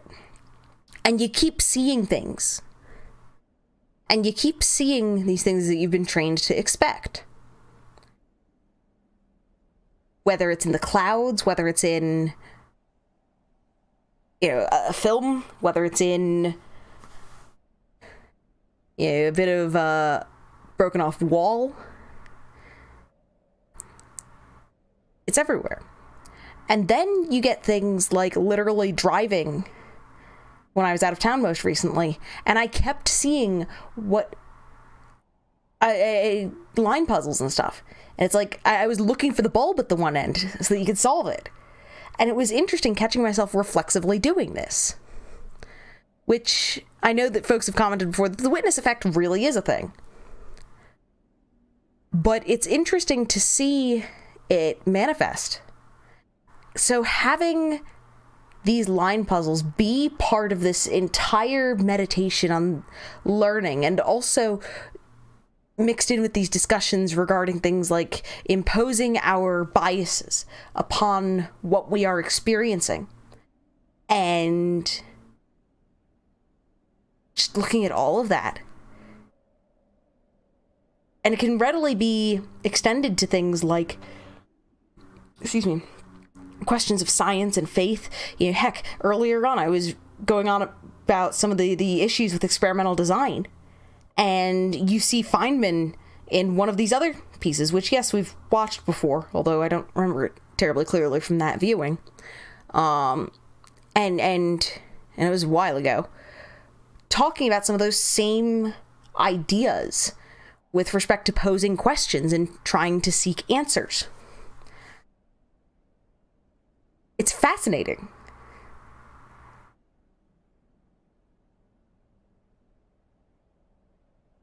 There's so much in this. And I love it. But yeah, that said, I do think we need to wrap up for today. We will be having another witness session this week on Friday at about 3:30 p.m. Eastern. And yes, I do mean we're going to start then. I'm taking care to make sure that I plan to be ready like an hour in advance so that I don't have another day of running late like today, which was unfortunate. But tomorrow we have a Hat in Time as well, which is basically our friendly romp of a game, and I say that even though the DLC is going to kick my butt repeatedly, and I'm going to get salty, and it's going to test my newfound maybe I can platform skills, and we're going to see how far I can go. So, I'll take a quick look at who all is live.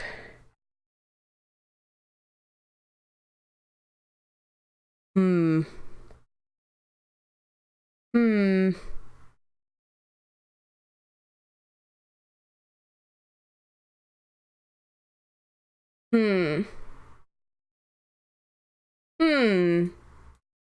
Huh.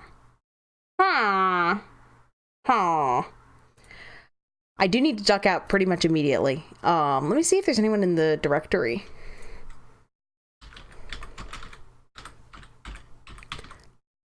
Let's see. We got anyone here? People exist.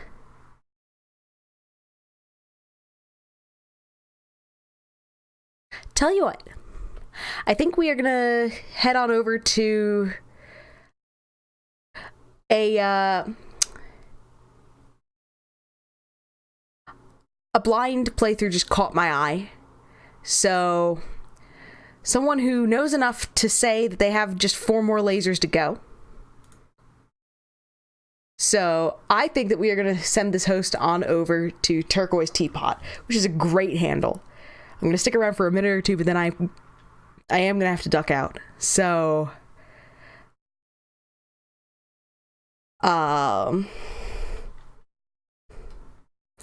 we want to be careful. It's a blind playthrough. We don't want to run afoul of any sort of thing. So I think... Are we going to bring popcorn and donuts? I like that idea for a raid call of something to the effect of popcorn and donuts.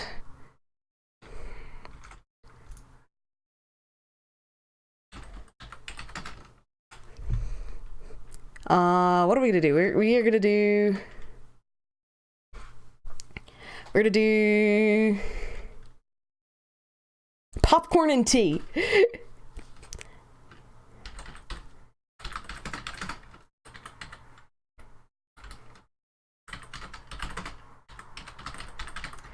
Because it's a turquoise teapot.